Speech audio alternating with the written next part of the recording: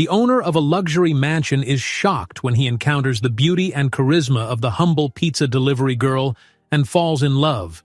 But before we dive into the full story, let me know where you're watching from and what time it is. Now, subscribe to the channel and let's get started. The sun was setting behind the rolling hills that encircled the Falcone estate, painting the sky in shades of gold and crimson. High walls of ornately carved stone surrounded the mansion, a fortress of luxury perched on the edge of the city.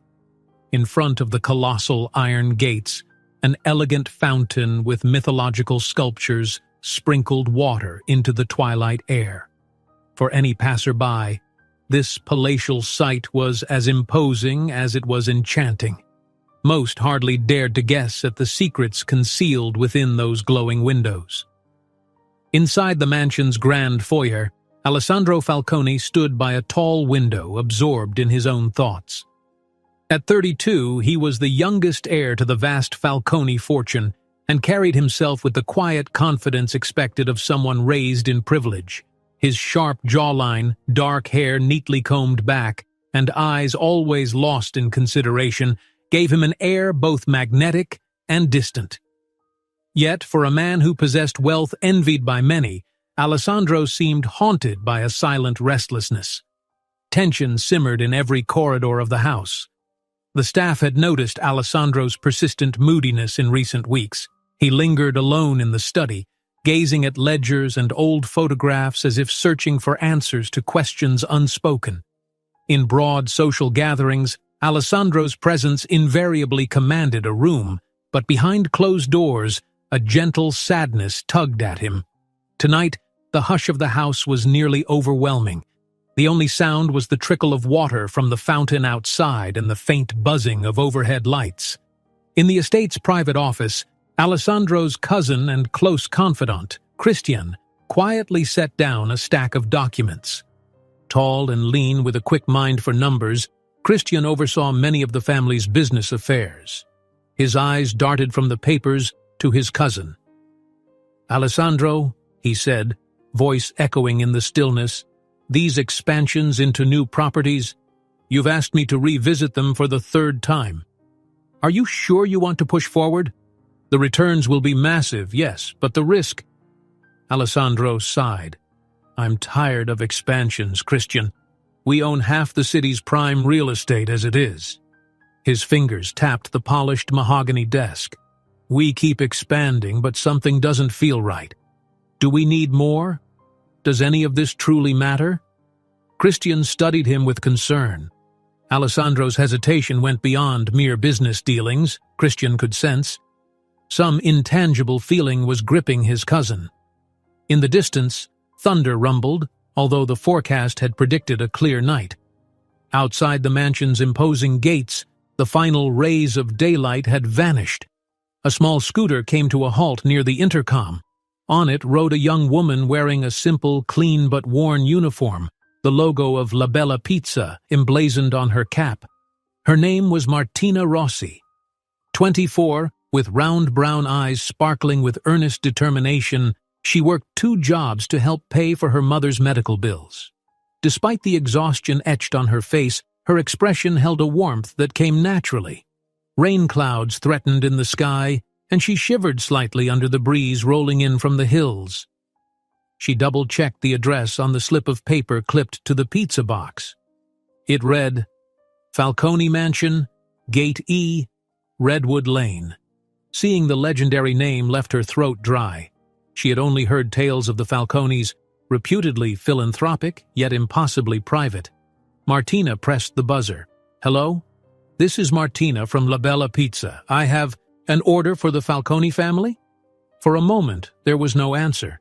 The gates stood silent, as though the entire compound was asleep. Then a crackle of static, and a man's voice responded, "Drive around to the side entrance, please. Someone will meet you there." Martina gulped. The place was intimidating. It might have been easier to deliver a pizza to the Tower of London. Nevertheless, she swung the scooter to the side gate, which creaked open just enough to let her through. Lights from the mansion's security system flickered, guiding her to a smaller door along the eastern wall. She parked, feeling a quiver of anxiety. Homes of such scale were rarely welcoming to outsiders. The staff's eyes would be on her, she was sure. Yet nobody appeared.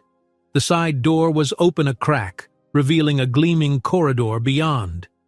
"Hello?" she called softly, stepping inside. The hush was uncanny. Martina's heart thumped. She had never ventured onto the property of someone so powerful. A few steps in, she found herself in a small foyer lined with paintings. Then footsteps broke the silence, clicks echoing against the marble floor. Out of the shadows came a woman wearing a severe black dress, her hair pinned neatly in a tight bun. "You're late," the woman said curtly, her posture stiff, her stare critical. I'm sorry, ma'am," Martina replied, voice trembling. "We had a rush of orders. I came as fast as—" "There's no need for explanations," the woman interrupted. She raised her chin, eyes scanning Martina's scuffed shoes and simple uniform. "Master Falcone expects timeliness." She extended a hand for the box. "Wait here." Martina obeyed, puzzling over the abruptness. Minutes passed, and she swore she could hear distant thunder again. The hush pressed down on her, accompanied by the muffled hum of distant classical music. Then, from an adjacent corridor, Alessandro Falcone himself appeared. He wore a tailored shirt rolled at the sleeves, showing strong forearms. A faint trace of cologne hovered around him. He stopped short when he saw her. Immediately their gazes locked. Martina felt her breath catch, a tremor swirling in her stomach.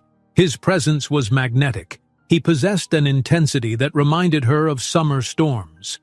Alessandro had not expected to find a stranger there at this hour. He blinked at the pizza box, then at the young woman's face. She had wide, earnest eyes, a gentle posture, and the faintest flush from traveling in the chilly evening. Something about her was disarming, an unaffected sincerity that stood out in the cold, polished atmosphere of the mansion. "Excuse me," he said, stepping forward. "You brought the pizza? I didn't realize we had—" He halted, trailing off. For a moment, silence enclosed them both. The air felt charged, as though an invisible thread had woven itself around them. Martina, forcing her gaze not to waver, nodded with a polite smile. "Yes, sir. Pepperoni with extra cheese and the side salad." She offered him the neatly wrapped pizza box and the small bag of salad containers. "I'm sorry if I'm late. The kitchen at my pizzeria was swamped, but I rushed over as soon as I could." A flicker of a smile tugged at Alessandro's lips, banishing the tension of the moment. He glanced at her name badge. "Martina. You came all the way up this hill in the dark just for a pizza delivery?" She nodded again. "This is my job, sir. I was surprised by the address, but I'm happy to bring it." He studied her a second longer, noticing details. The slight mud stains on her shoes, the damp ends of her hair from the approaching rain, the small calluses on her hands that suggested she worked much more than a single shift. It stirred in him something unexpected. He recognized that drive, that resilience. It was something he admired. "Thank you for going out of your way," he said softly, pulling out his wallet to pay. "I appreciate it." She accepted the payment with an appreciative nod. "Thank you, sir." She turned to leave, cheeks warming. Alessandro noticed how unsure she looked, yet so poised despite her modest attire. Before he could stop himself, he found his voice speaking again. "Wait, Miss Martina." He read her badge carefully. "Are you heading straight back?" She hesitated, wondering if she had broken some mansion rule. Alessandro continued, "It's getting dark, and the weather's turning. Let me at least ask one of my staff to ensure you make it back safely." From the hallway, the housekeeper who had first greeted Martina stiffened, offended by her employer's unusual kindness. She parted her lips to speak, but Martina gently shook her head. "I appreciate the offer," she said politely, "but I'll be fine. The scooter might not look like much, but we've been through all kinds of roads together." A faint laugh escaped Alessandro. He pressed the payment into her hand, far more than she was owed for a single pizza. Martina's eyes widened, immediately concerned that she'd been given a small fortune in tip, but Alessandro pressed a finger lightly to his lips, signaling her not to refuse. Grateful, she lowered her gaze. She had rarely encountered such generosity. Tucking the money into her pocket, she managed to smile. "Thank you. Good evening, Mr. Falcone." He watched her go, feeling an odd emptiness in the corridor once she slipped out the door. The entire encounter lingered. Her voice, her quiet determination, and a warmth that felt out of place in this marble fortress. There was something about her that he couldn't quite define, but in that single moment, the shadows weighing on him seemed to recede ever so slightly. In the hush of the foyer, Alessandro found himself walking back toward the window overlooking the driveway. He caught sight of Martina mounting her scooter, gingerly balancing the pizza delivery bag. The engine sputtered to life, and she vanished into the dark road leading down the hill. Thunder echoed again, as if the storm was mirroring the swirl of strange new sensations inside him. Far outside, beyond the imposing gates, Martina's heart pounded from more than just the climb. She couldn't deny the current that had passed between them, an inexplicable spark. Yet, she reminded herself, he was a Falcone, a man whose wealth and name dwarfed anything in her world. Soon, she reasoned, he would forget the humble girl in the battered uniform who had stepped into his domain for a fleeting moment. But as the storm clouds gathered in the sky, neither Alessandro Falcone nor Martina Rossi realized that their chance encounter was no mere coincidence. Forces more potent than wealth or status had awakened, forging a connection that would unravel the deepest corners of each of their lives. Night descended fully by the time Martina reached the modest apartment she shared with her mother. Fumbling for keys in the dimly lit corridor, she pushed open the creaking door to a small living room that doubled as a bedroom. The cloying scent of antiseptic blended with the lingering aroma of evening soup her mother had prepared hours before. A single lamp illuminated the worn sofa and a few family photographs, reminders of gentler times. Her mother, Sophia, slowly emerged from the adjoining room, leaning on a cane that helped relieve the pain in her left knee. She was a woman of fragile health, her gray-streaked hair pinned back neatly, her eyes always kind yet tired. The moment Sophia spotted Martina's face, she sensed an unusual tension. After so many years of raising her daughter alone, a mother develops a keen sense for the slightest shift in mood. "Martina," Sophia said, voice low with concern, "you look, flustered. Did something happen at work?" Martina set her delivery bag on the chipped kitchen table. She forced a reassuring smile, carefully removing her cap. "It was just a busy night, that's all, Mama." Her eyes flicked toward a stack of unpaid medical bills pinned by a magnet on the fridge door, an ever-present reminder of their difficulties. She hesitated, feeling the weight of the tip Alessandro Falcone had given her inside her pocket. It could pay part of their rent or cover her mother's next doctor's visit. The mere thought made her exhale relief. Sophia returned to her small room to rest, leaving Martina alone in the kitchen. She poured water into a glass and sipped in silence. The hush pressed on her ears. The only sound was the weak hum of a street lamp flickering outside. Closing her eyes, Martina found her mind drifting back to the Falcone mansion. She couldn't explain why she thought of it, or rather, of him. Alessandro Falcone's presence had been so calm, yet intense. His gaze had seemed to peer straight into her thoughts, leaving a whirl of unfamiliar emotions.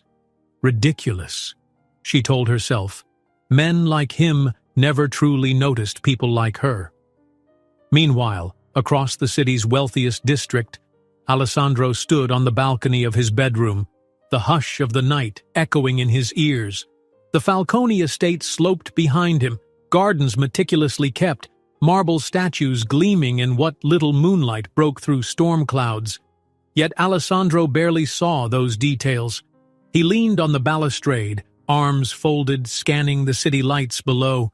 The earlier exchange played on a loop in his head, her shy smile, that unwavering, gentle determination. Christian joined him, a folder tucked under one arm. "I've been looking for you," he said softly. "We were meant to finalize the contract proposals for new property sites." He stopped, noticing Alessandro's distracted expression. "Is something bothering you?" A faint hush. Alessandro shook his head, inhaling the faint smell of impending rain. "I don't know, Christian. Something feels different tonight. And it started with the strangest thing, a pizza delivery." His cousin quirked an eyebrow. Before Christian could speak, Alessandro continued. "She walked in, shy and polite. Her name was Martina. And for reasons I can't explain, I can't shake the sense that meeting her matters." Christian was used to Alessandro's introspective moods, but was intrigued by the mention of someone new. "How so?" "She reminded me of everything I've overlooked. Authenticity, humility, that spark of genuine warmth. I've grown used to polite smiles that hold no substance. But from her, it wasn't forced. It was—" Alessandro paused as though searching for the correct word. "Real." A rumble of thunder sounded in the distance. Christian glanced at the sky. "I think a storm's rolling in," he said. "We should get inside." "But Alessandro, if this girl left such an impression, maybe it's worth exploring that feeling, even if you don't fully understand it."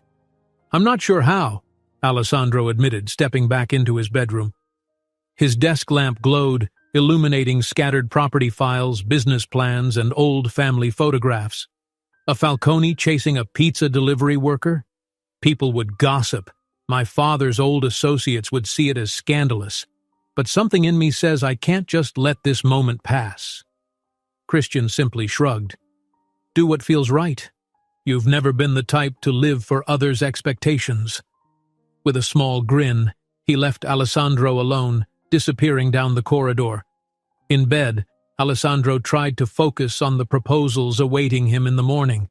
Yet each time he closed his eyes, the memory of Martina's face appeared, her sincerity untouched by the mansion's grandeur. For a long time, sleep eluded him. Dawn arrived early, golden sunlight prying its way through the city's curtains. By 6, Martina was already awake, rolling dough in the back kitchen of La Bella Pizza. It was her second shift. From time to time, she helped the cooks in addition to delivering orders. She kneaded the dough vigorously, mind half occupied with the events of the previous night. The enormous tip from Alessandro burned in her pocket, an amount that felt too large for a simple pizza run. She decided to use part of it to handle an urgent medical test her mother needed, and with the rest, she would fix the leaky faucet in their apartment. And still, the memory of that fleeting moment with Alessandro lingered. She chastised herself for daydreaming. She had no time to lose in illusions. The pizzeria's manager, Giulio, a rotund man with a friendly manner, poked his head into the kitchen. "Martina, a word?" She dusted flour off her hands and joined him in the narrow office adjacent to the kitchen. Giulio was on the phone, glancing at her with a mildly worried expression. "We got a call. A big one," he said after hanging up. "Same address as last night, the Falcone estate. They want 3 large pizzas and a variety of sides. They specifically asked for you to deliver." Martina's brow creased. "Me? Are you sure?" She felt a jolt of both excitement and uncertainty. She had never known a Falcone to place an order so soon, let alone request her by name. "That's what they said," Giulio confirmed, handing her a slip with instructions. "They want the delivery at noon. The only difference is they told me, no need to use the side entrance. They said you can bring it to the main door." Her heart thumped. I see. Then I'll prepare everything. Thank you, boss." Giulio pressed a fatherly hand to her shoulder. "Be careful, Martina," he said in a lowered tone, compassion in his eyes. "People like the Falcones. They're wealthy, powerful. Good tippers, yes, but big players. Keep your head on straight, yeah?" She nodded, grateful for his concern, and returned to the kitchen. Through the swirl of flour and sauce, she tried to steady her thoughts. The watch ticked slowly toward noon, her heartbeat seemingly synced to it. She could not deny a flicker of anticipation and worry. Meanwhile, at the Falcone estate, Alessandro waited by the front colonnade. It was unusual for him to stand in the open, scanning the long driveway leading to the main gate. A few staff members exchanged puzzled glances, uncertain why the usually reserved heir was personally overseeing a pizza order.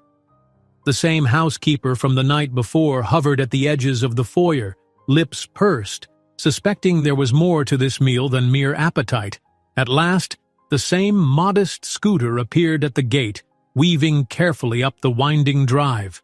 Martina, wearing her standard uniform, came to a halt in front of the tall fountain.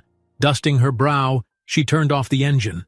Alessandro approached, something akin to relief flashing in his eyes. When he reached her, he offered a courteous nod. "Hello again. I hope it wasn't too much trouble." Martina tilted her head, a hint of a smile on her lips. "Not at all, signore. It's my job, after all. Thank you for requesting me. Here are the pizzas and sides. I'll just need a signature on the receipt." She was all business, her politeness unwavering. Yet he sensed a gentle warmth behind her composure. He waved her toward the entry hall. "Actually, could we speak for a moment inside? There's something I'd like to show you." He spoke with the care of a man stepping across a narrow bridge, anxious about her reaction.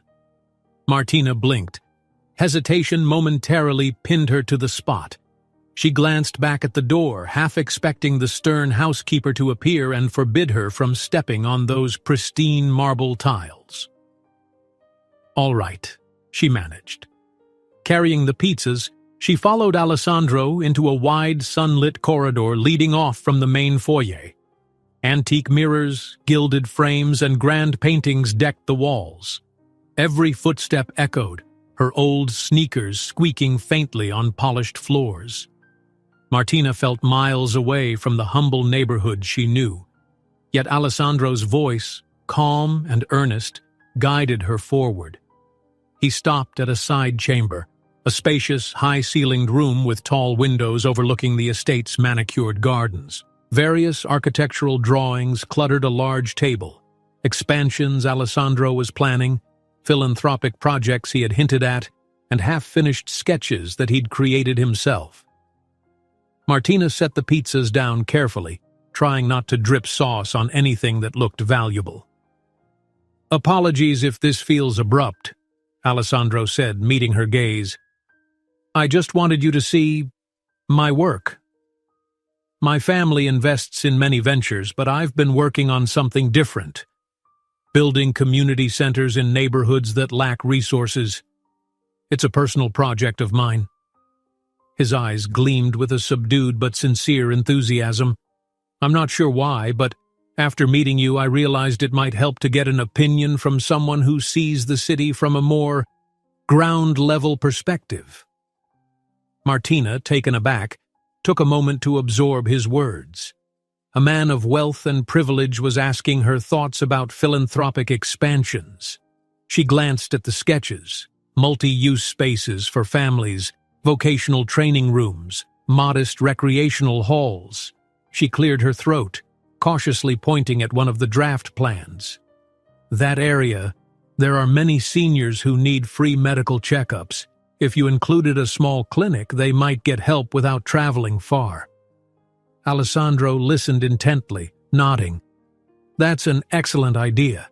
And you think people would use it if it were near the Central Plaza?" Her eyes brightened. "Absolutely.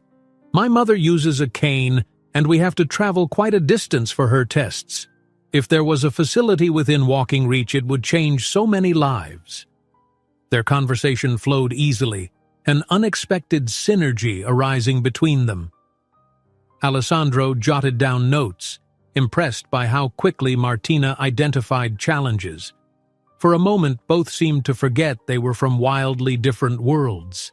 Her timid posture softened, replaced by quiet confidence, while Alessandro's guarded composure melted into genuine curiosity.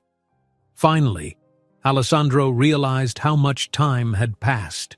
He gestured to the pizza boxes, only then remembering they were growing cold. "Forgive me. I got carried away. Let's settle the payment for your delivery. And if you're not in a rush, maybe you could join me for a slice." Martina's cheeks warmed. Accepting an invitation inside a grand estate to share pizza with the owner was definitely not in her usual routine. She hesitated, thinking of her mother waiting. But the kindness in his voice chipped away at her apprehensions. I can spare a few minutes," she said softly. As they sat in that refined chamber, eating slices of pizza from cardboard boxes, a hush filled the mansion's corridors, as though the entire house was holding its breath. Outside, the storm clouds gathered once more, the sky rumbling as if to signal that something profound was steadily taking shape between two people from opposite worlds. The warmth of the midday sun bathed the chamber in a golden glow as Martina and Alessandro finished the last of the pizza slices. Despite the opulence surrounding them, expensive carpets, vaulted ceilings, paintings in gilded frames, the moment felt remarkably simple, even comforting. Martina couldn't quite process that she was seated across from one of the city's most influential heirs. Everything about him, from his posture to his manner of speaking, was both refined and surprisingly down-to-earth. Alessandro folded the empty pizza box with a hint of reluctance, as though wanting to prolong the meal. "I'd apologize for the unconventional lunch invitation," he said with a half-smile. "But honestly, this has been the most pleasant conversation I've had in a while." Martina glanced away, a shy laugh escaping. "Thank you for inviting me. I'm not used to sharing pizza in a house like this. Usually I just drop it off and go." He set the box aside, noticing her posture stiffen slightly. A moment of awareness flickered in his expression, as if he realized that the lines between them, employer and employee, wealthy heir and working-class delivery girl, couldn't just vanish because of a shared meal. But the genuineness of her company intrigued him, and he was in no hurry to return to endless property deals and formalities. Clearing her throat, Martina rose to her feet, mindful of the time. "I should get back," she said gently, brushing crumbs from her uniform. "Thank you again for asking my opinion on your projects. I hope it helps." He stood up too, pressing a hand to his chest in a gesture of respect. "It did, truly. Would it be all right if I contacted you again?" The question hung in the air, light yet loaded with possibility. "For advice," he added quickly, though something in his gaze suggested he wasn't speaking solely of architectural advice. Martina felt her cheeks flush. She could practically hear her own pulse. "Sure," she managed. "If you need more ideas about the community centers, you can call the pizzeria, I guess." His lips curved in a thoughtful smile. "I might do that." Then, with a courteous nod, he guided her back through the winding corridor. The household staff, quietly stationed near the foyer, exchanged knowing looks among themselves. No one dared voice their curiosity, but the silence bristled with unspoken questions. Why had Master Falcone spent so much time with a delivery girl? They reached the front door and Alessandro paused. "Let me at least walk you to your scooter," he offered. "I'd hate for you to get lost in our front gardens." She was about to politely decline, but seeing a flicker of earnestness in his face, she accepted with a gentle nod. Outside, the estate's main driveway stretched before them, lined with immaculately trimmed hedges. The fountain gurgled softly, water catching the sunlight in diamond-like sprays. The hush was broken only by the distant sound of chirping birds and the crunch of gravel under their shoes. As they approached her scooter, Martina noticed how the estate walls loomed around them, high and imposing. She wondered how someone could live in such grandeur and not feel caged. Alessandro must have caught her expression. "Sometimes," he said, as though reading her thoughts, "the walls feel more like prisons than protection." She glanced at him. "I suppose people believe you have it all, but maybe not the freedom." He looked at her with grateful surprise, appreciating her insight. "We all have our own responsibilities," he said simply. Then, after a moment, he unlocked the scooter's helmet from the seat, handing it to her. "Drive safe." She thanked him, started the engine, and carefully descended the winding path. Alessandro stood by the fountain, watching until she disappeared beyond the gates. A subtle ache settled in him, a longing he barely recognized. It was as if a door had opened in his carefully managed life, revealing sunlight he hadn't realized he needed. Later that afternoon, Martina hurried into her apartment, eager to tell her mother she had earned extra tips from the Falcone delivery. But she found the living room empty, and the small bedroom door half closed. Through the gap, she glimpsed her mother Sophia lying down, face contorted in discomfort. Alarmed, Martina slipped inside. "Mama," she whispered, gently sitting on the edge of the bed. "What's wrong? Is it your knee?" Sophia's breathing was shallow. Beads of perspiration dotted her forehead. "It's worse than usual," she admitted, grimacing. "I took my medication, but the pain isn't going away. I might need to go to the clinic." Concern tightened Martina's chest. She knew the local clinic was short-staffed and often required appointments booked weeks in advance. Private hospitals were out of the question financially, yet seeing her mother in pain galvanized her. "Then we'll go, Mama. I'll find a way." "We can't just wait." Sophia opened her mouth to protest. The cost, the inconvenience, but Martina's resolute expression gave her pause. "All right," she relented. Martina tenderly helped her mother to her feet, supporting her as they moved slowly toward the door. "Lean on me," she whispered. "We'll take a taxi. It'll be quick." Half an hour later, they were waiting in a cramped, fluorescent-lit clinic hallway. A bored receptionist had asked them to take a seat, advising they might be there for some time without an appointment. Martina exhaled, frustrated but determined. She remembered Alessandro mentioning ideas about clinics and community centers. Perhaps someday people like her mother wouldn't have to endure these lines and indefinite waits. She refused to let her mother see her anxious tears. Instead, she gave Sophia's hand a small squeeze, trying to exude calm. When finally called, they were ushered into a small examination room. The doctor on duty pressed gently around Sophia's knee, wincing each time she cried out in pain. "We'll need more tests," he said gravely. "The X-ray shows possible deterioration, maybe nerve involvement. An MRI would clarify." Martina's heart sank. MRI scans were expensive, far beyond the meager funds she'd set aside even with the new tips. But seeing Sophia's agony, she resolved there was no choice. "We'll do it," she said firmly, "whatever it costs." The doctor scribbled down some notes and referrals. "Schedule it soon. The longer you wait, the worse it may get." That night, Martina scarcely slept. She stared at the slip of paper listing the MRI price. Even with the money from Alessandro, it was still a steep amount. She considered picking up more shifts at the pizzeria, or maybe finding a second part-time job, or a third. Anything to ensure her mother didn't suffer. Exhaustion clawed at her, but she pushed it aside. She had to be strong. Meanwhile, at the Falcone estate, Alessandro paced in the study, his mind drifting between philanthropic plans and the memory of Martina's bright gaze. He found himself replaying their conversation about clinics, about the challenges faced by families who couldn't afford top-tier medical care.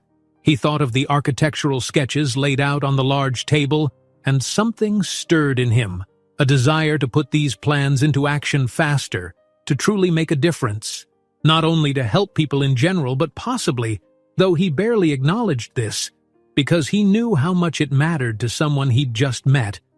Christian entered, carrying a few property dossiers. "You've been busy," he remarked, noting the new notes Alessandro had scrawled across the sketches. "Expanding the community center idea to include a small health facility? That's ambitious." Alessandro straightened, a determined glint in his eye. If we're going to build something, let's build it properly. A modest medical wing could change lives. Why wait? Christian studied him, impressed by the conviction in his tone. No reason, he said gently. We have the funds, and if it aligns with your new philanthropic direction, I can start making calls tomorrow. We might need city council approvals, but we have connections for that. Alessandro nodded, though something made him pause. He recalled old partnerships with city officials who were more interested in profit than genuine aid. His father's circle, especially, was infamously pragmatic. Any philanthropic move had to show them a return. We have to do this carefully, Alessandro said, thinking aloud. I don't want it to get tangled in politics or overshadowed by greed. If father's associates sense there's no profit, they'll pressure us. Christian could see Alessandro's concern. Leave it to me. I'll handle the delicate negotiations. Alessandro sank into a leather armchair, grateful for his cousin's support. The Falcone family empire was a machine, powerful but cautious when it came to altruism. Still, the idea of forging a real solution to help people from less privileged backgrounds filled Alessandro with renewed purpose, and a certain pizza delivery woman's earnest face hovered in his thoughts, reinforcing his resolve. As night wore on, storm clouds gathered once more, lightning flickering in the distance. The wind whipped across the estate's gardens, rustling the ancient oaks.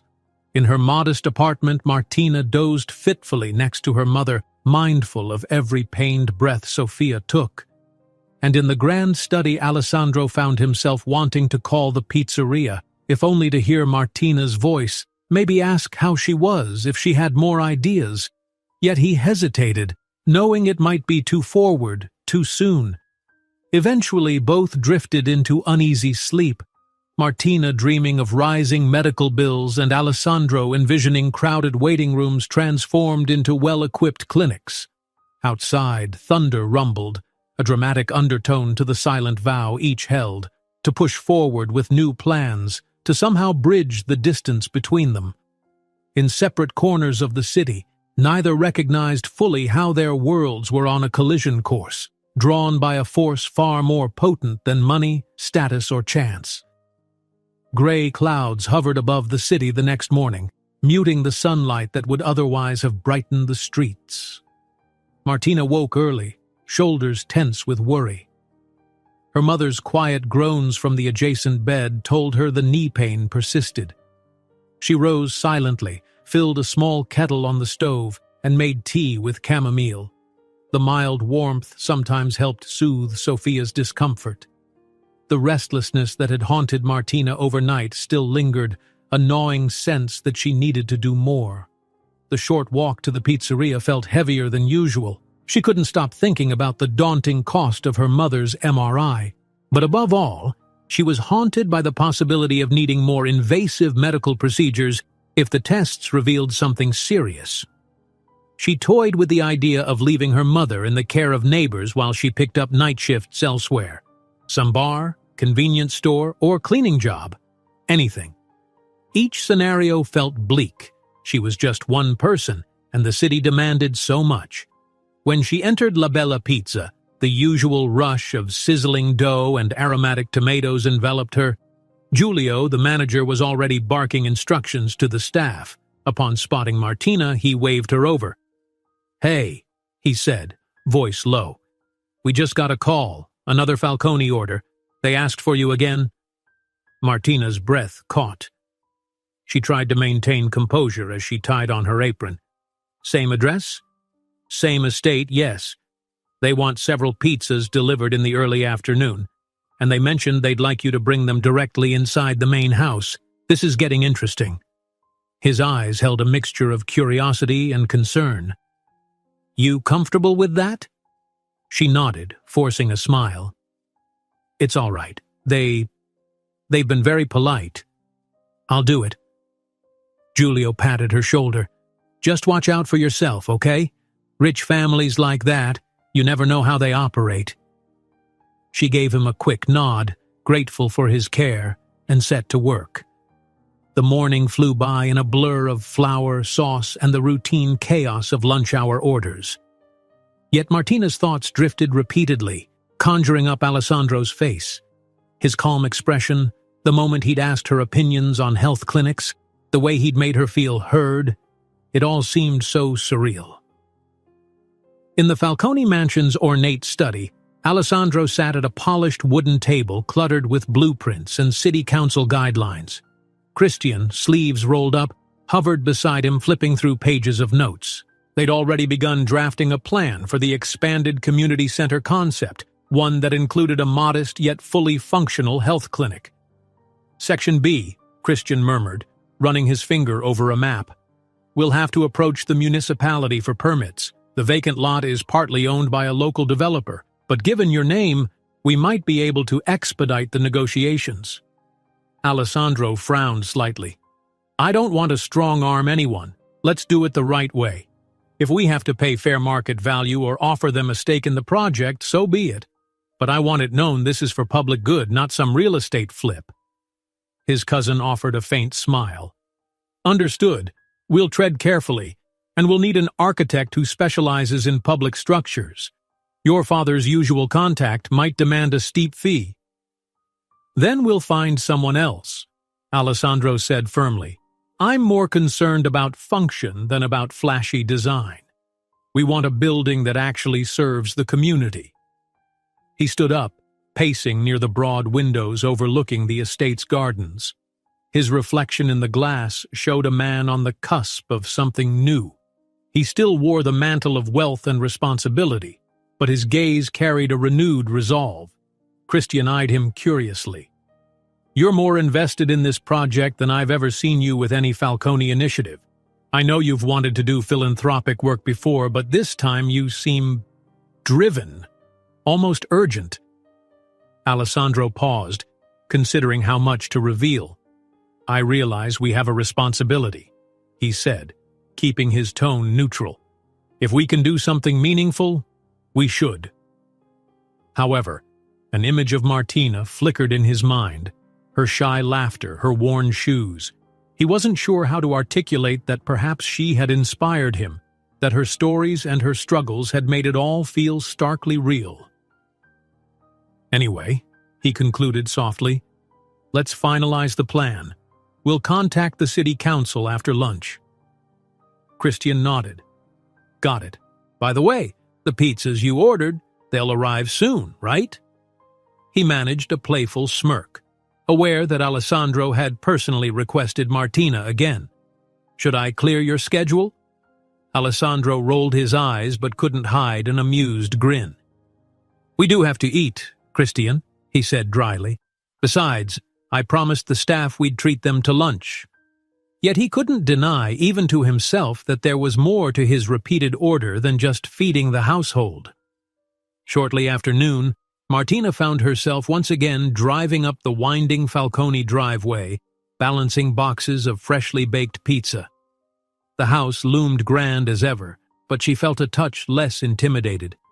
She followed the same route to the main entrance, adjusting her uniform collar nervously.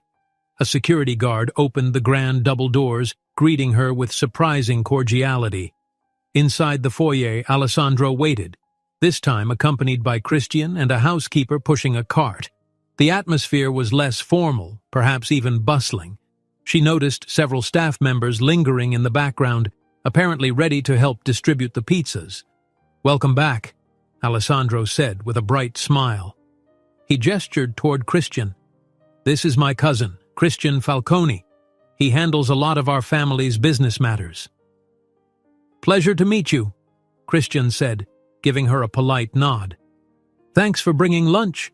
We have quite a crowd today. Some city officials and staff in the next room for a meeting. Martina offered a tentative smile. Of course, I'm happy to help. Where should I place everything? Alessandro motioned for the housekeeper to assist. We'll handle the setup. Would you mind following me for a moment? I wanted to show you something regarding those plans we talked about. Her heart skipped. Sure, if it's not an inconvenience. The quiet corridor they walked felt strangely familiar now. Sunlight filtered through tall windows onto patterned floors, giving the space a serene aura. As they entered the study, Martina spied the table covered with drawings. Architectural renderings and city maps were spread out, some pinned with sticky notes. Alessandro picked up one of the sketches, a preliminary layout for a community center with an attached clinic. "I'm pushing this forward," he said, voice filled with a quiet pride. "We're scouting for the right location, close to areas where people struggle to reach medical facilities. We'll still need approvals, but Christian's on it." Martina's eyes roamed the page. A stirring of emotion rose in her, admiration, relief, a certain hope. "You've done so much in just a few days," she said softly, momentarily forgetting her role as a delivery worker. "A clinic, especially. People can't imagine how it might change their lives until it's there." He leaned closer, pointing to a corner of the blueprint. "We added a small pharmacy section, and next to it, a lounge area for seniors or those waiting for tests, a wide ramp for wheelchairs." "That's great," she whispered, thinking of her mother's difficulty climbing steps. "It's amazing." Their gazes caught, a subtle intensity growing in the hush of the study. She felt warmth spread through her chest, an odd mixture of gratitude and something deeper she didn't quite name. Meanwhile, Alessandro seemed equally affected, his usual composure wavering. The hum of distant conversation in the mansion drifted through the walls, but in that moment they stood as though isolated in a bubble of shared purpose. Christian's voice broke the silence from the doorway. "The officials are ready, Alessandro. They're asking for you." He cast an apologetic glance at Martina. "Sorry to interrupt." Alessandro nodded, reining in his expression. "Yes, of course." He turned to Martina, voice gentle. "I'll walk you back. Then I must handle the meeting." She smiled politely, her professional composure returning. "No worries, I understand. Thanks for showing me the plans." They headed out to the foyer where the staff was still distributing pizzas. One of the city officials, a middle-aged council member with a stern face, studied Martina curiously as she passed. She felt self-conscious under his lingering stare, recognizing a flicker of disapproval at seeing the Falcone heir so attentive to a mere pizza delivery person. Once at the front door, Alessandro lowered his voice. "I hope you'll come by again. We may have new updates soon. If you're okay with it, I'd like to keep asking you for insight. What works, what doesn't?" Martina's heart fluttered, but she maintained a modest composure. "Of course, I'm always happy to share what I know." He hesitated, as if wanting to say more. Instead, he handed her a folded envelope. "Payment for the pizzas, plus a little extra for your time. Thank you." She accepted it gingerly. "Thank you, Mr. Falcone. Have a good day."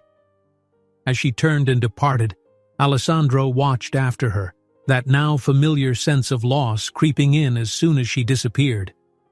Meanwhile, inside the study, Christian and the officials were waiting. Alessandro squared his shoulders, composure sliding back into place. There were still negotiations to manage, budgets to discuss. But the fleeting brightness Martina brought lingered, urging him forward. That evening, Martina returned home carrying groceries, a rare abundance purchased with the fresh tip. She smiled at her mother, who reclined on the sofa with her leg propped up. Sophia seemed slightly better, though far from well. They shared a meal of warm soup and bread, quietly savoring the small comfort. Then, with a resolve sparked by the day's events, Martina broached the subject of scheduling the MRI as soon as possible. "Are you sure we can manage the cost?" Sophia asked, voice frail. Martina nodded, trying to exude confidence.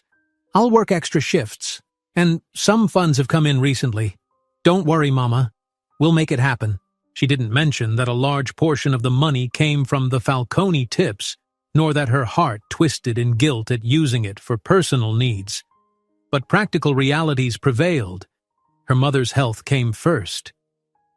Late at night, As the city's lights glimmered through their thin curtains, Sophia fell asleep, lulled by the medication. Martina lay awake on the sofa, her thoughts circling. A swirl of images danced behind her eyes. The imposing Falcone mansion, Alessandro's gentle expression as he explained the clinic blueprint, her mother's pained smiles. She found herself smiling faintly in the dark, a tiny flame of hope igniting within her. Perhaps in this strange intersection of her life and the Falcone family's world, something good might emerge. At the Falcone estate, the meeting with city officials had concluded successfully. Alessandro had navigated the usual political flattery, the friction over land use, and the hidden agendas with an air of polite yet firm determination. Christian had watched his cousin with pride. Alessandro was stepping into his own role, not as a mere heir to wealth, but as someone championing a cause. When the last official left, Alessandro sank into a chair, relief flooding him. Christian handed him a glass of water, and for a long moment they sat in companionable silence. "You know," Christian said finally, "they're intrigued by your plan. They also see your sincerity. That's not easy to fake." Alessandro nodded, swirling the water in his glass. "Good, because I meant every word." He stared at the documents the officials had left, permits to be signed, revised proposals. The door to a philanthropic venture was opening, yet it would require constant vigilance. He already suspected some city leaders wanted to exploit this project for their own gain.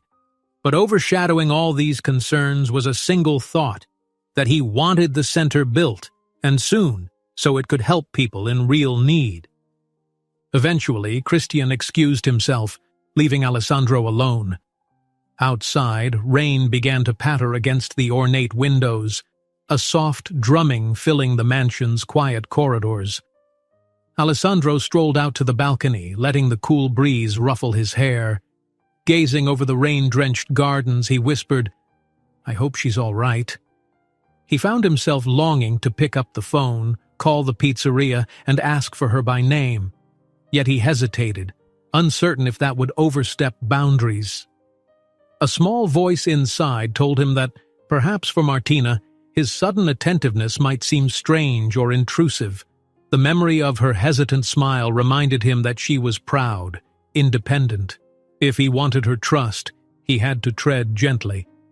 But an undercurrent of anticipation thrummed in his chest. Their connection was a fragile, promising thing, like a sapling in a storm. Already it had grown deeper than he'd anticipated. With the house silent except for the rain, Alessandro allowed himself a moment of vulnerability.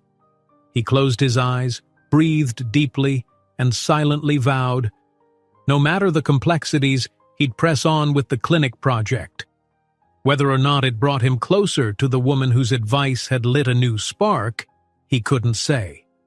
But he sensed that her influence had reshaped his course, and for once in his life, he felt profoundly certain it was the right direction.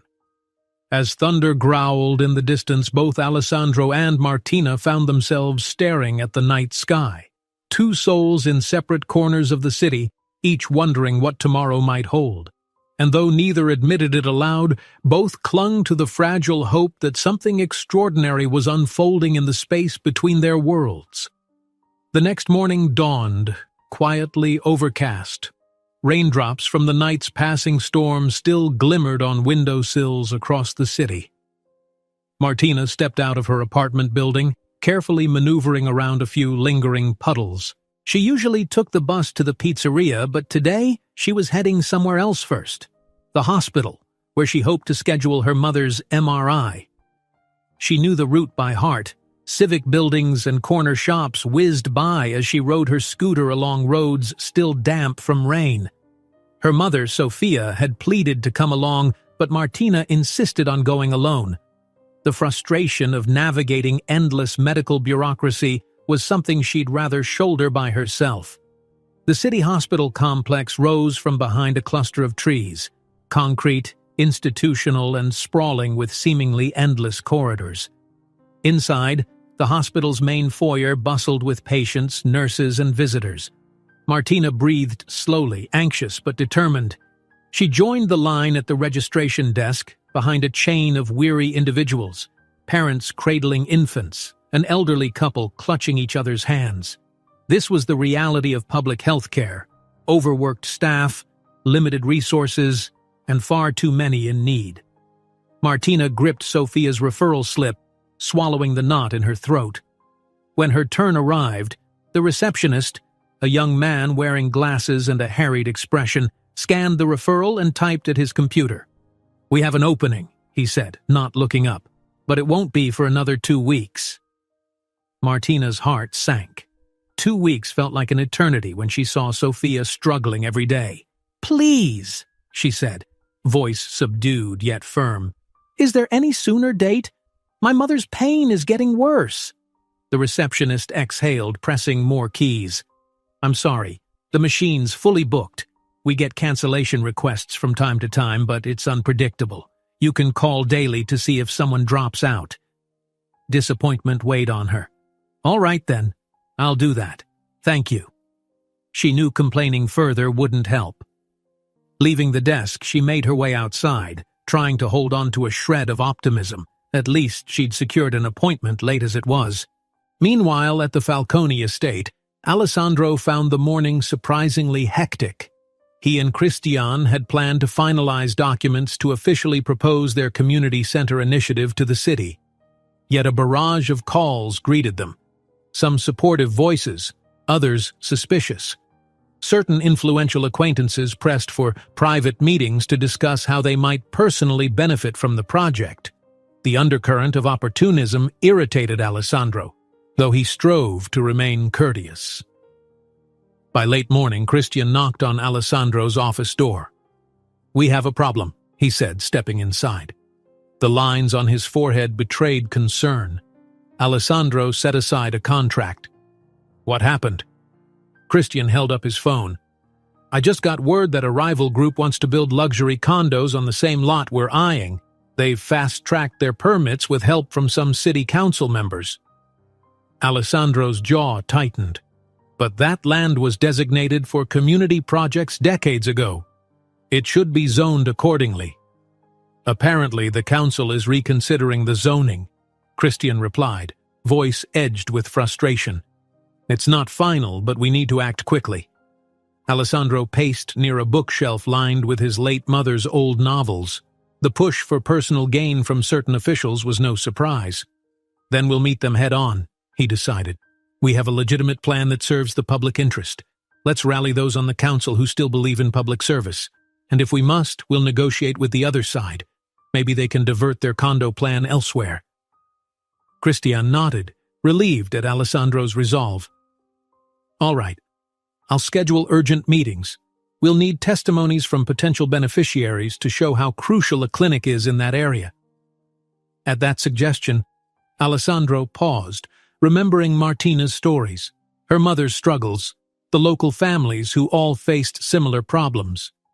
"Testimonies, yes," he said slowly. "People who can speak personally about the hardships of limited medical access. We'll make sure the council hears real voices, not just lines on a proposal." Christian smiled, though a flicker of curiosity passed through his eyes. He suspected Alessandro had a specific person in mind, but he refrained from prying. "I'll gather everything. We need to move fast. There's talk of a council session tomorrow." After leaving the hospital, Martina hurried to the pizzeria, feeling drained. She tried to clear her mind and focus on tasks: kneading dough, prepping tomato sauce, stacking boxes for delivery. But her thoughts spun. 2 weeks until the MRI. And what if the results indicated surgery? How would they afford it? She was wiping down a countertop when the restaurant phone rang. Giulio answered, chatted briefly, then waved her over. "Martina, it's for you." Confused, she removed her gloves and picked up the receiver. "Hello?" A deep, familiar voice resonated. "Martina? It's Alessandro." She nearly dropped the phone. He sounded warm, yet businesslike, as though balancing caution with sincerity. I hope I'm not interrupting." She breathed quickly, glancing around. Some co-workers were within earshot but mostly preoccupied. "No, not at all. Is everything okay?" His hesitation was palpable even through the line. "Yes, everything's fine. Actually, we need help. Christian and I are meeting with the city council tomorrow about the community center. We want them to hear from people who face real medical barriers. It's short notice, but if you're willing to come and speak, it could make a big impact." Her stomach flipped. The idea of speaking before a council was daunting. Public speaking had never been in her comfort zone. Still, she couldn't deny the project's importance. She glanced at a sauce stain on her apron, mind whirling. I'm not sure if I'm the right person," she stammered. "I've never talked in front of officials like that."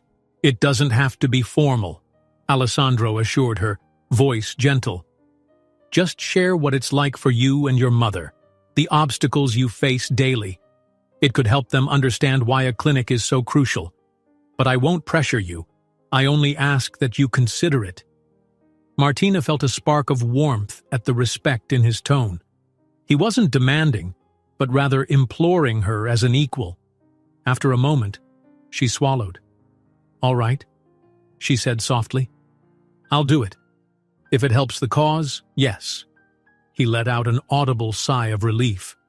"Thank you. Christian and I will handle all the formalities. The session is tomorrow afternoon at City Hall. I can arrange transportation, or—" "I have my scooter," she interjected, a small laugh escaping at how easy it was to slip into casual banter with him. "I'll be fine." "All right. Thank you, Martina. I appreciate it more than I can say." When she hung up, her cheeks felt warm, a mixture of nerves and an inexplicable excitement that overshadowed her exhaustion. Tomorrow she would stand before powerful individuals. The notion was daunting, but if her voice could sway them to build a clinic, maybe countless families would be spared the ordeal she currently faced. That evening, the Falcone estate was again bustling. Christian on the phone orchestrating last-minute arrangements for the meeting, Alessandro poring over new data about local demographics and health statistics. Documents indicated hundreds of families in the proposed area lacked easy access to clinics. Reading through the numbers, he paused, recalling how Martina had described waiting for hours in crowded hallways with her mother. At some point, Christian stepped away from a call and found Alessandro hunched over the table, rifling through more files. "You're working yourself to the bone," he said, half in jest. "Might be wise to rest before tomorrow." Alessandro rubbed his eyes, nodding. "I will, but you said the council session is at 3 o'clock, right?" "I want every detail lined up, every argument prepared." He couldn't shake the sense that this was bigger than a typical philanthropic endeavor, something personal, more meaningful. His cousin studied him quietly. "You've changed, you know. A few months ago you were restless, dabbling in expansions but never fully invested. Now it's like you've found your purpose." Alessandro exhaled, setting a paper aside. "Maybe so. Or maybe I just realized real wealth means nothing if we aren't using it to help others. And if I can help even one person get easier medical care, then it's worth every ounce of energy." Christian smiled, patting Alessandro's shoulder. "Well said.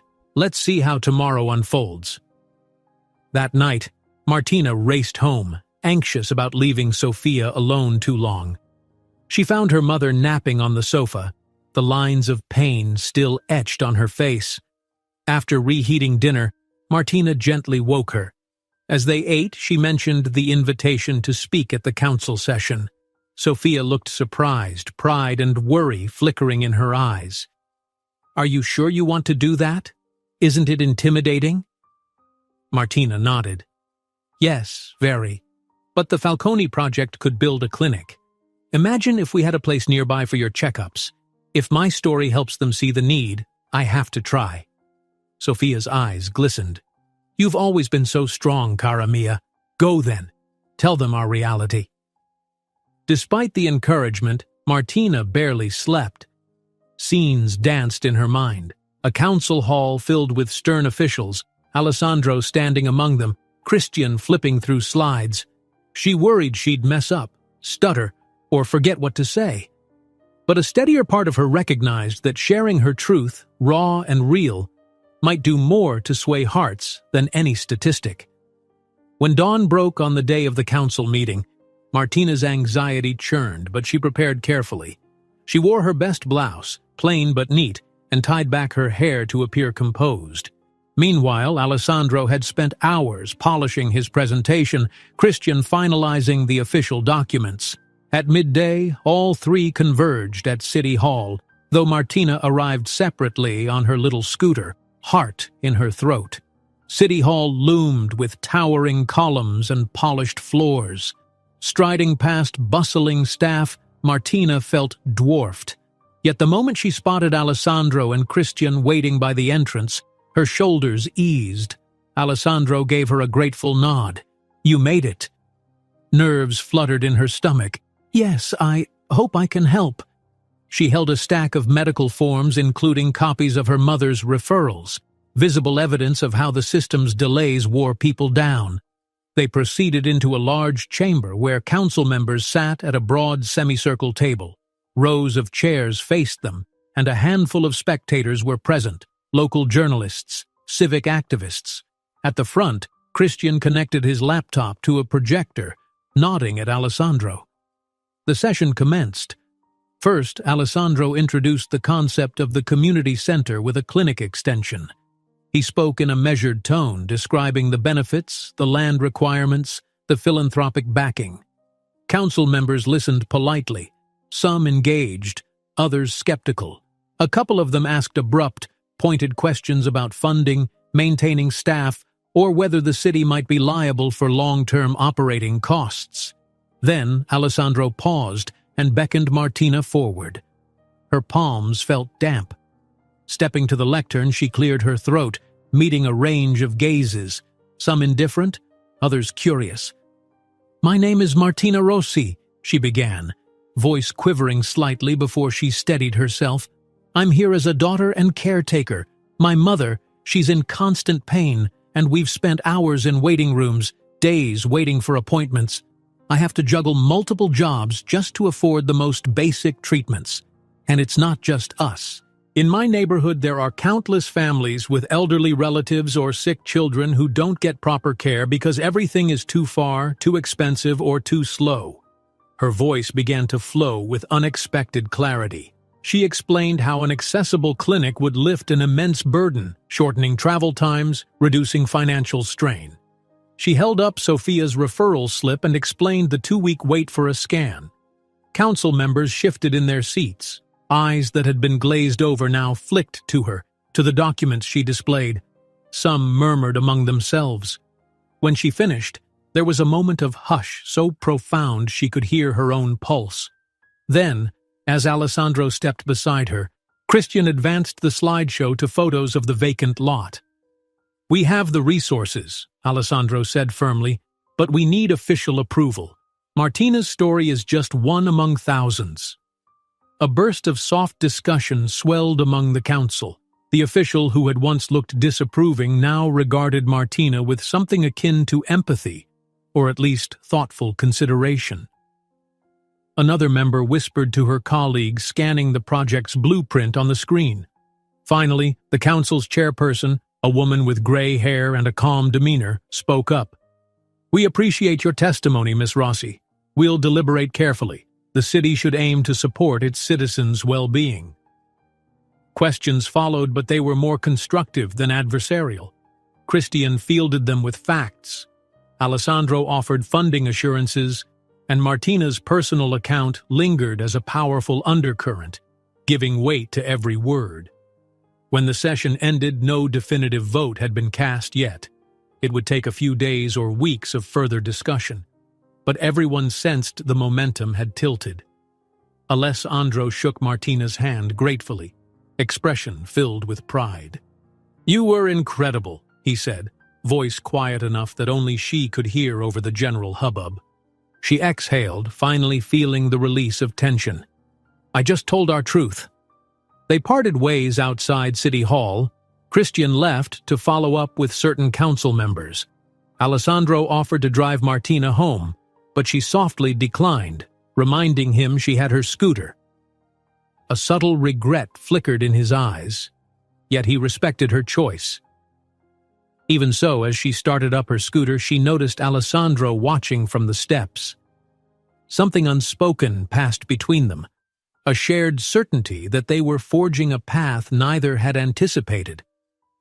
Martina gave a small wave and sped off, adrenaline still coursing through her veins. In that moment, it felt as though a door had opened for both of them, not just for the clinic plan, but for two lives that had intersected so unexpectedly. The city's skyline framed them, old stone buildings tinted by the late afternoon sun, as if bearing witness to a quiet shift in fate. And in their separate hearts, Alessandro and Martina felt a cautious hope that perhaps together they could reshape a corner of the world. The next day dawned crisp and clear, washing the city in a gentle golden light that contrasted sharply with the tense expectations looming over the council's pending decision. Despite the promising weather, Martina felt a restless energy knotting in her stomach from the moment she opened her eyes. She had spoken honestly, bravely, she supposed, at the council session. Now all she could do was wait. Morning at the pizzeria was unusually calm, giving her more time to think than she wanted. Instead of the usual rush of orders, she found herself wiping counters and fussing with sauce containers, replaying the council scene in her head. She pictured Alessandro's encouraging nod when she stepped away from the podium, how he'd lightly touched her elbow as if to steady her trembling. For reasons she couldn't quite articulate, the memory made her heart stir with both gratitude and uncertainty. Around mid-morning, Giulio approached her at the front counter. He studied her pensive expression and chuckled softly, resting a friendly hand on her shoulder. "You're anxious, aren't you?" he asked. "Ever since that big meeting, you've been staring off into space, waiting for news?" She tried to smile. "Yes, I guess so. They might vote on the proposal next week. Alessandro said they'd expedite it, but who knows? I just hope it goes through." Giulio patted her arm. "You did what you could, ragazza. Telling your story was brave. Now you have to trust that the right folks will do the right thing." Martina nodded, wishing she shared her boss's easy optimism. Just then, the phone rang. She automatically reached for it, mindful of standard orders, but Giulio waved that he'd handle it. She returned to the kitchen to prepare the next batch of dough, letting the rhythmic kneading calm her frayed nerves. Meanwhile, at the Falcone estate, Christian paced in Alessandro's office, phone clutched in his hand, eyebrows knitted. "I just spoke with Councillor Bassi," he said. "She's leaning our way, impressed by the genuine testimonies. But some other members remain on the fence. They keep talking about the rival developer's promise of generating more tax revenue from those luxury condos." Alessandro glanced up from the table where he sifted through expansions of the building plans. "A short-term gain," he muttered. "That's the problem with these committees. Money for city coffers can overshadow philanthropic benefits. Have you arranged any follow-up presentations for them?" Christian nodded. "Yes. A few councillors agreed to meet next Monday to see more details. We'll highlight the long-term social impact. If we can show them that a healthier community translates into long-term benefits, lower emergency care costs, better workforce engagement, they might set aside the condo plan. But it's an uphill climb." Alessandro's gaze hardened. "Then we keep climbing. I'll host them here if needed. Let them see we're serious." Christian fell silent for a moment. He'd known his cousin all his life, but never had he seen Alessandro so engaged, unwavering in the face of political pushback. Finally, Christian cleared his throat. "And about the personal angle, maybe we can gather more real-life stories like Martina's." That definitely struck a chord. Alessandro set down the blueprint, a faint smile crossing his features. "Yes, it did. She spoke with such sincerity. It was braver than she realizes." He could still picture her at the podium, voice quivering at first, but gradually gaining strength. In that moment, The entire council chamber felt anchored by her authenticity. A quiet pride seeped through him, followed by a flicker of longing. He realized he wanted to see her again, beyond the formalities of pizza deliveries and city politics. Before he could dwell too long on such thoughts, an unexpected knock on the door made them both glance up. It was a housekeeper, holding a small notebook. "Sir," she addressed Alessandro, "the staff meeting is about to start in the main hall. You wanted to speak to everyone about the new philanthropic direction?" Alessandro had almost forgotten. He rose promptly, smoothing his shirt. "Yes, thank you." "Christian, are you coming?" "In a moment," his cousin replied, reorganizing his phone messages. "I'll meet you there." The housekeeper led Alessandro down a corridor toward one of the estate's spacious halls, where many of the employees had gathered: maids, gardeners, drivers, and kitchen staff. Typically, the Falcone household held monthly staff meetings about routine matters, schedules, wages, housekeeping standards. But this time, Alessandro intended to announce something else. He cleared his throat, addressing them with a calm seriousness. "I wanted to thank all of you for your ongoing service. This house runs smoothly because of your hard work, and I don't say that enough. But there's more. We're in the midst of launching a large-scale community project, a center and clinic to help the less fortunate. If everything goes well, we might also expand philanthropic efforts here. I'd like each of you to know, if you have ideas, suggestions, or concerns, my door is open." A ripple of surprise went through the room. The staff, many of whom had known Alessandro since he was a child, exchanged looks. It wasn't common for a Falcone heir to open the floor like this. One of the older maids stepped forward hesitantly. "Does this mean we might also do charity drives or sponsor local families?" Alessandro nodded, smiling. "Exactly. We're not just looking at one building. We want to see where we can help. Schools, shelters. And I'd appreciate your input, since many of you have friends or neighbors who might need assistance." An undercurrent of admiration and gratitude flickered on their faces. Alessandro concluded the meeting feeling buoyed by their support. Although the Falcone name had long commanded respect, forging genuine goodwill felt altogether different. Seeing it in the staff's relieved, hopeful eyes reminded him he was on a worthwhile path. That afternoon, after finishing her shift, Martina decided to swing by a discount pharmacy. She needed to purchase compression wraps for her mother's knee. Sophia's discomfort persisted, and the upcoming MRI date still felt painfully distant. The pharmacy's fluorescent lighting cast harsh shadows over shelves of medication and bandages.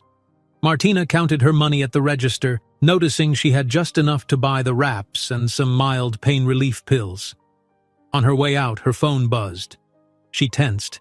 She rarely received calls outside of work unless it was about her mother. Fishing the device from her bag, she saw a number she didn't recognize. Hesitating, she pressed answer. "Hello?"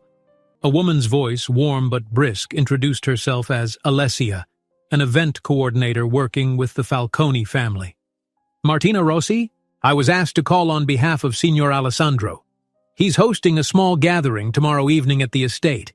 City council members, philanthropic contacts. He wondered if you might attend as well, to discuss the clinic project with potential partners." Martina's breath snagged in her throat. Another fancy event? She imagined a group of well-dressed officials sipping cocktails in a grand salon. "I'm not sure I'd fit in," she admitted in a small voice. "I'm just a pizza delivery girl." Alessia sounded reassuring. "Signor Alessandro specifically requested your presence. He believes your perspective is vital. Please consider it. Formal attire isn't strictly required, but something neat would help you feel comfortable." Martina's mind whirled. The invitation alone felt like stepping into a different galaxy. "Okay," she said finally. "I appreciate the invitation. I'll come." As she ended the call, an onslaught of worries flooded in. She had no idea what she might wear, how she would present herself. Yet overshadowing her self-consciousness was a budding sense of excitement. Alessandro wanted her there, in front of donors and officials. Something in that request felt validating, like she wasn't just a token story, but a real partner in shaping this vision. That night, she told her mother about the invitation. Sophia listened with wide eyes, half proud, half anxious. "You deserve to be there, Figlia," she said softly, patting Martina's hand. "You've worked so hard and your voice matters. Don't let anyone tell you otherwise." Those words fortified Martina's resolve. She rummaged in her small closet for an outfit, coming up mostly empty. A threadbare dress she'd worn to a cousin's wedding years before, some mismatched skirts. Eventually, she settled on a simple black skirt and a blouse with delicate sleeves, slightly outdated but in good condition. The following evening arrived swiftly. The Falcone estate glowed under warm lights. At the entrance, staff directed a slow stream of visitors toward a smaller reception room, a tasteful space with plush chairs and a view of the manicured gardens. Soft classical music played in the background. Alessandro greeted each arriving guest, exchanging polite words with council members, philanthropic figures, and potential donors. He wore a tailored suit in slate gray, looking every inch the suave heir, though there was a restless edge in his glance as he watched the door. Christian, similarly dressed, chatted with a cluster of city officials near a buffet table. Waiters in crisp uniforms circulated with trays of sparkling water and canapes. After half an hour, the door opened again, and Martina stepped in. Her hair was neatly tied back, her simple blouse pressed, her skirt modest. She clutched a small handbag nervously, scanning the room full of sophisticated strangers. Then her eyes met Alessandro's. The relief and joy on his face were instantly apparent. "Martina," he said, moving swiftly to greet her. "You came." He noticed her tense posture and gently guided her toward a quieter corner. "I'm glad you decided to join us." She forced a steadying breath, summoning a polite smile. "I hope I'm dressed appropriately. This is all a bit overwhelming." "You look perfect," he replied without hesitation.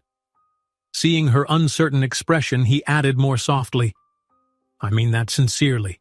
I'm grateful you're here." A subtle flush warmed her cheeks, but she nodded. Glancing around, she recognized a few council members from the session, one or two smiling politely, others immersed in conversations. She returned small nods of acknowledgement, trying to ease the knot in her stomach. Christian approached, bringing two men in business suits. "Alessandro, Miss Rossi, these gentlemen are from the hospital's volunteer board. They'd like to learn more about our project from a first-hand perspective." Martina inhaled, bracing herself. She remembered how anxious she'd been at the council meeting, yet this felt more relaxed. She drew on her own experiences again, describing the difficulty of scheduling scans and treatments, recounting acquaintances who'd skipped checkups because they couldn't afford transit costs. The men listened intently, occasionally glancing at Alessandro as though surprised by how honest and open this guest was. Through the evening, Martina found herself speaking to different small groups: supporters, potential investors, local doctors. Some responded with genuine interest, some with detached politeness. Yet each time, Alessandro hovered nearby, offering subtle encouragement. If she faltered under a pointed question, he stepped in with data or clarifications. Their unspoken synergy felt natural, as if they'd rehearsed it. But in truth, they were simply two individuals bound by a shared goal, forging a bond that transcended formalities. Later, when the reception eased into more casual mingling, Martina stepped onto the terrace to catch her breath. The garden beyond was illuminated by soft ground lights, revealing fragrant flowers and statues. She leaned on the ornate railing, exhaling relief that her conversations had gone decently. The evening air was mild, laced with the smell of freshly cut grass. A moment later, Alessandro joined her, quietly slipping through the French doors. "You held up admirably," he said, voice gentle. "Everyone I spoke to was impressed by your sincerity." She looked out over the garden.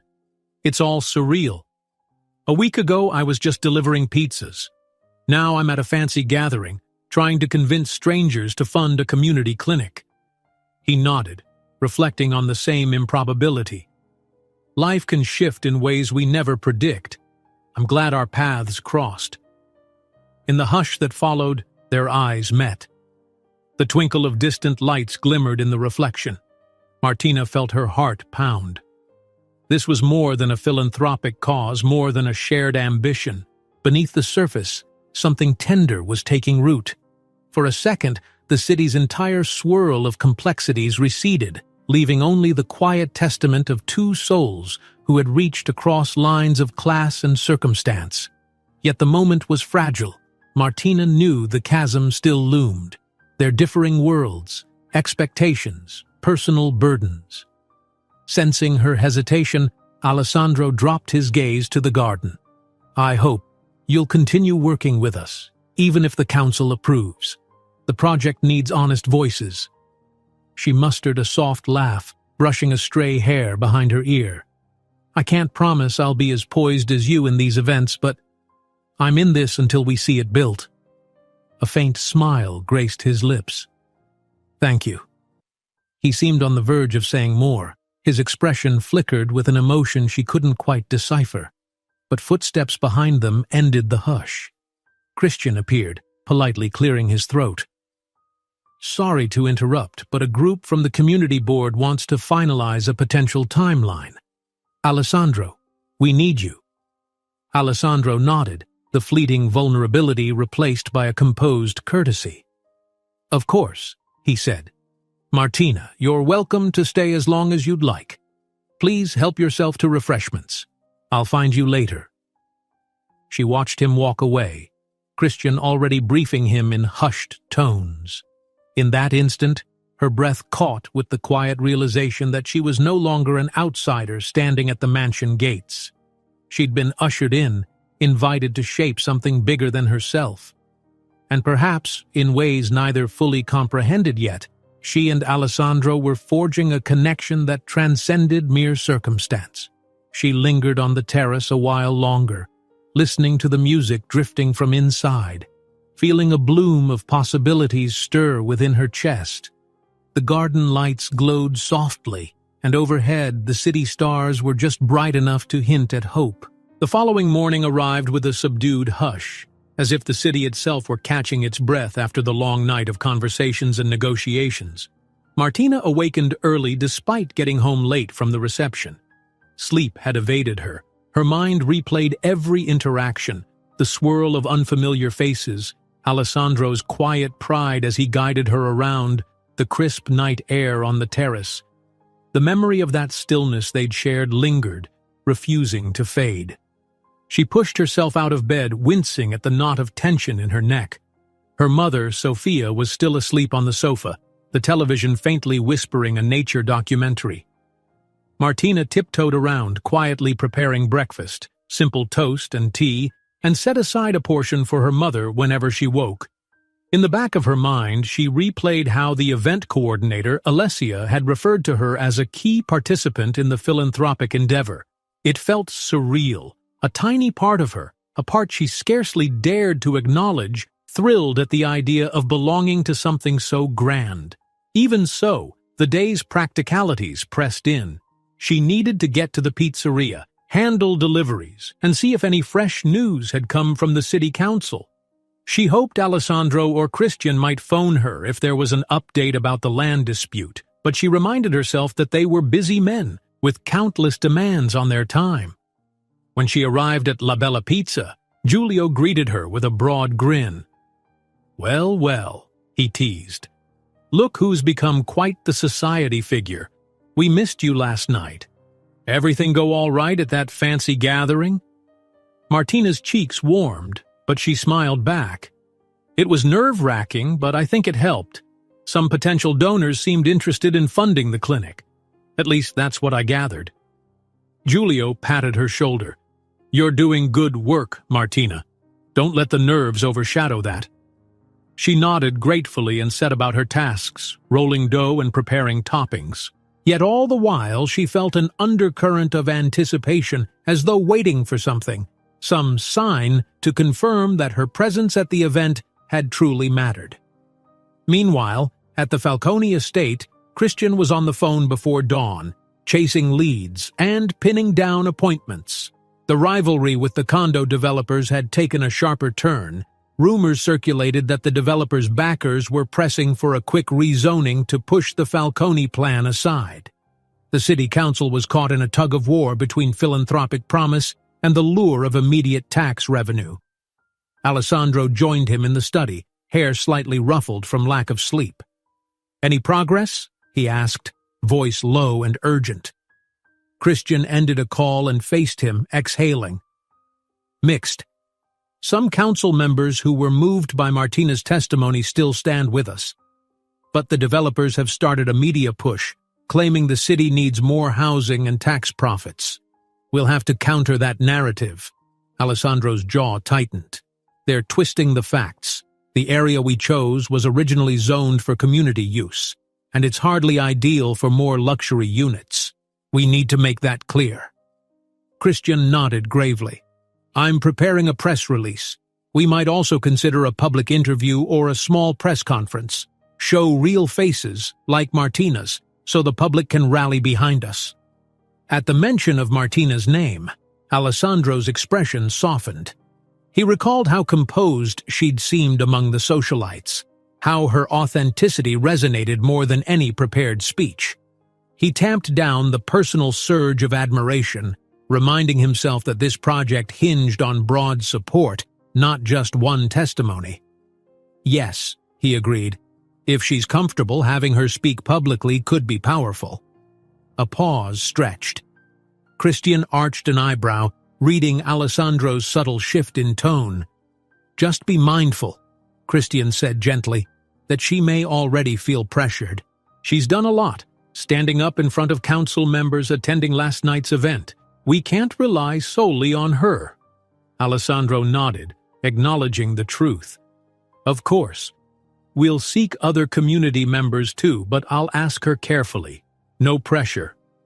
He returned to the desk, scanning an updated spreadsheet of potential budgets for the clinic.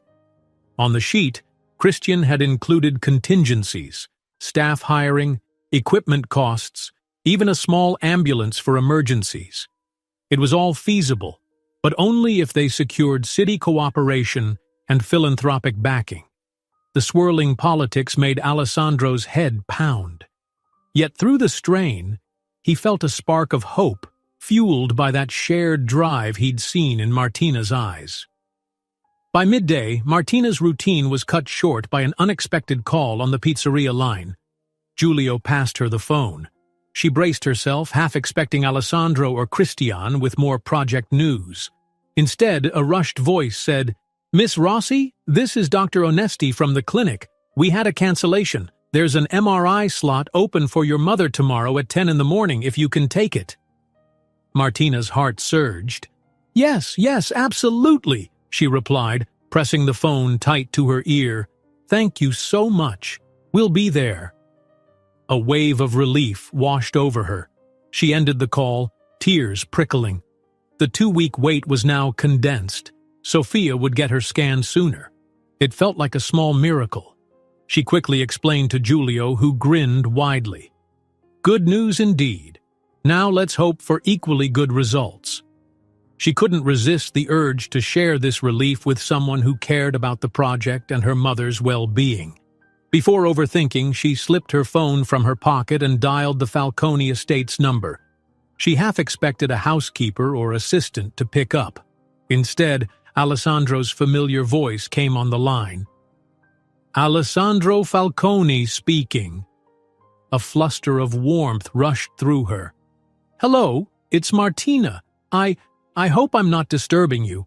"Not at all," Alessandro said, sounding genuinely pleased. "Is everything okay?" She explained about the sudden cancellation at the clinic. "We have the scan tomorrow," she said, her voice unsteady with emotion. I wanted to let you know since you've been so supportive about me sharing our story." Alessandro's tone softened. "I'm relieved for you and your mother. That's wonderful news. Let me know if you need any assistance. Transportation, perhaps? She hesitated, recalling how busy he was with city politics. Yet she couldn't deny it would help. Sophia dreaded the crowded buses, especially with her bad knee. "If it's not too much trouble," she said quietly. "We live across town from the clinic and Mama struggles with the bus steps. A taxi is expensive, but I'll manage—" No. I'll arrange a car to pick you both up," he insisted gently. "Truly, it's the least I can do." Relief washed over her again. "Thank you," she whispered. "That means a lot." They ended the call with Alessandro promising to finalize details and confirm a pickup time. Martina found herself smiling, ignoring the curious glance Giulio shot her way. She felt a buoyancy that came not just from the clinic appointment, but from the sense that for all their differences, Alessandro understood the daily struggles plaguing her life. The next morning dawned with a gauzy layer of clouds overhead, the sun peeking shyly through. Martina helped Sophia dress, loose pants for comfort, a soft blouse. Her mother's knee was stiff, but the hope of finally getting the MRI overshadowed the discomfort. By 9 o'clock, a black sedan arrived outside their building, the driver politely stepping out to open the door. Sophia looked overwhelmed by the sleek vehicle. "Are you sure this is all right, Martina?" she whispered as her daughter guided her into the back seat. "It feels too fancy for us."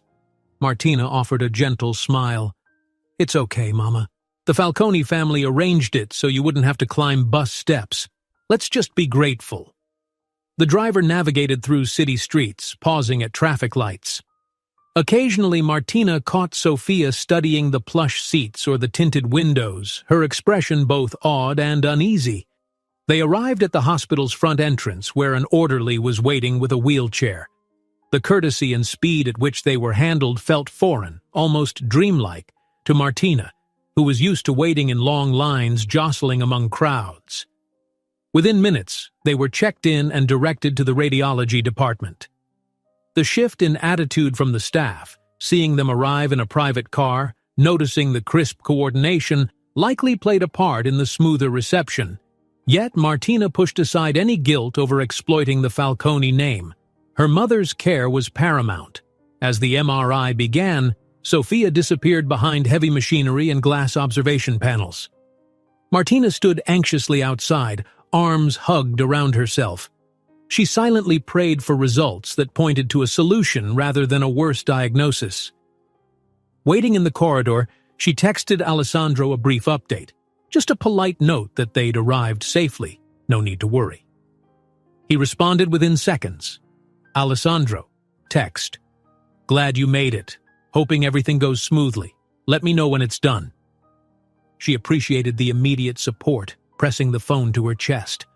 Once again, their worlds meshed in a moment of personal vulnerability. Close to an hour later, Sophia emerged, looking disoriented but unharmed. The technician said the doctor would review the images soon and call them in.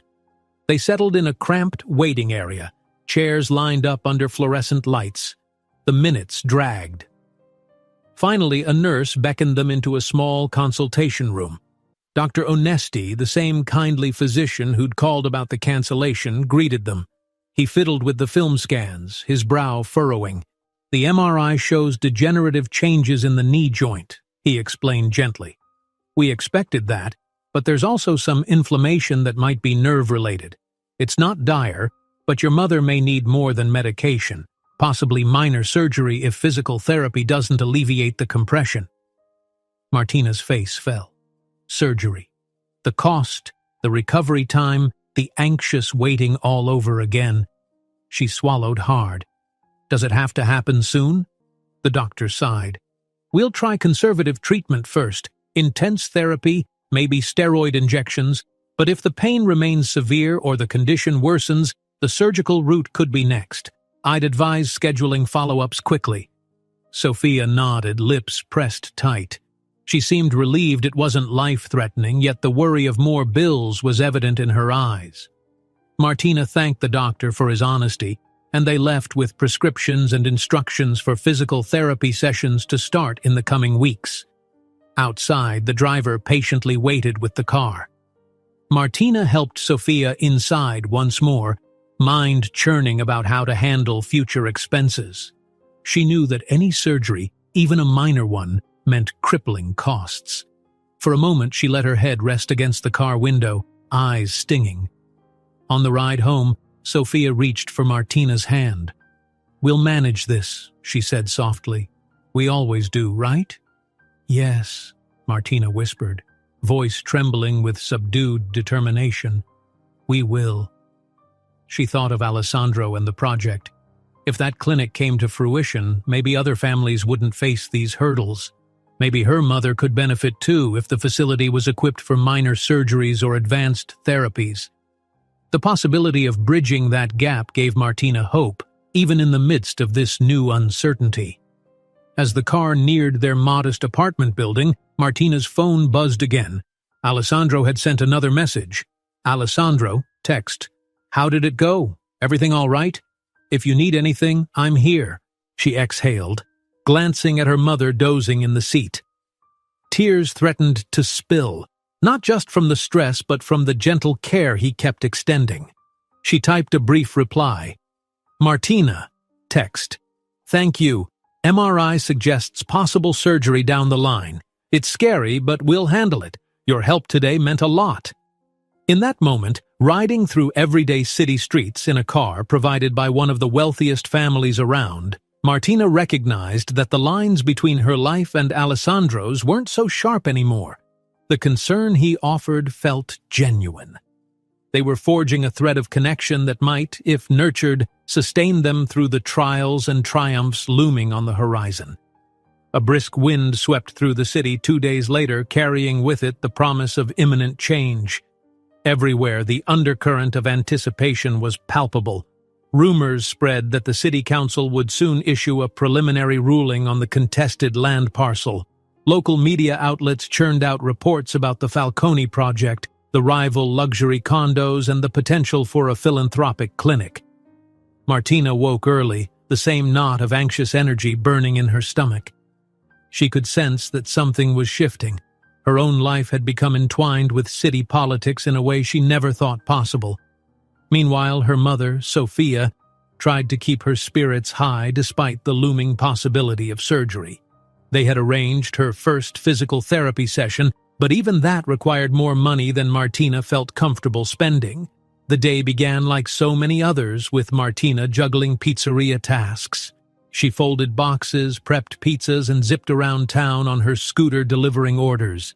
Yet each time her phone vibrated with a notification, her heart leapt. Would it be Alessandro or Christian with urgent news, or a text from the hospital about updated tests? Her world seemed to be in constant flux, suspended between hope and dread. Around noon, she got a short break. Taking the chance to rest in a corner booth of the pizzeria, she sipped water and scrolled her phone.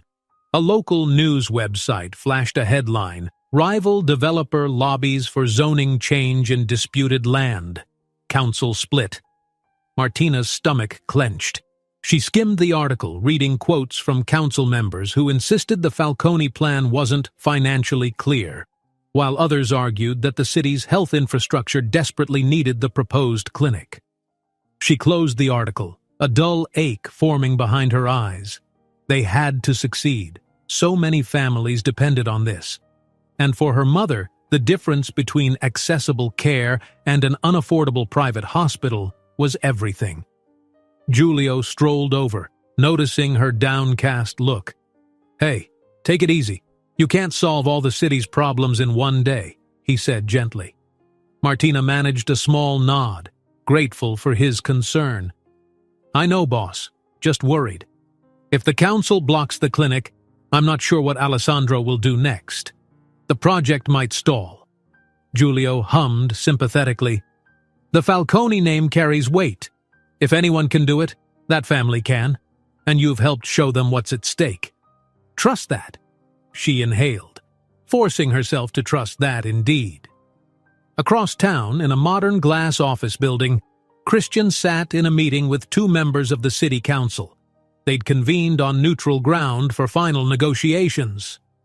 On the table were documents that spelled out the Falcone philanthropic plan in painstaking detail. Budgets, architectural designs, staffing proposals. Christian had carefully prepared every chart, every statistic, but the council members, one a balding man named Cataneo, the other a sharp-eyed woman named Gory, expressed wariness.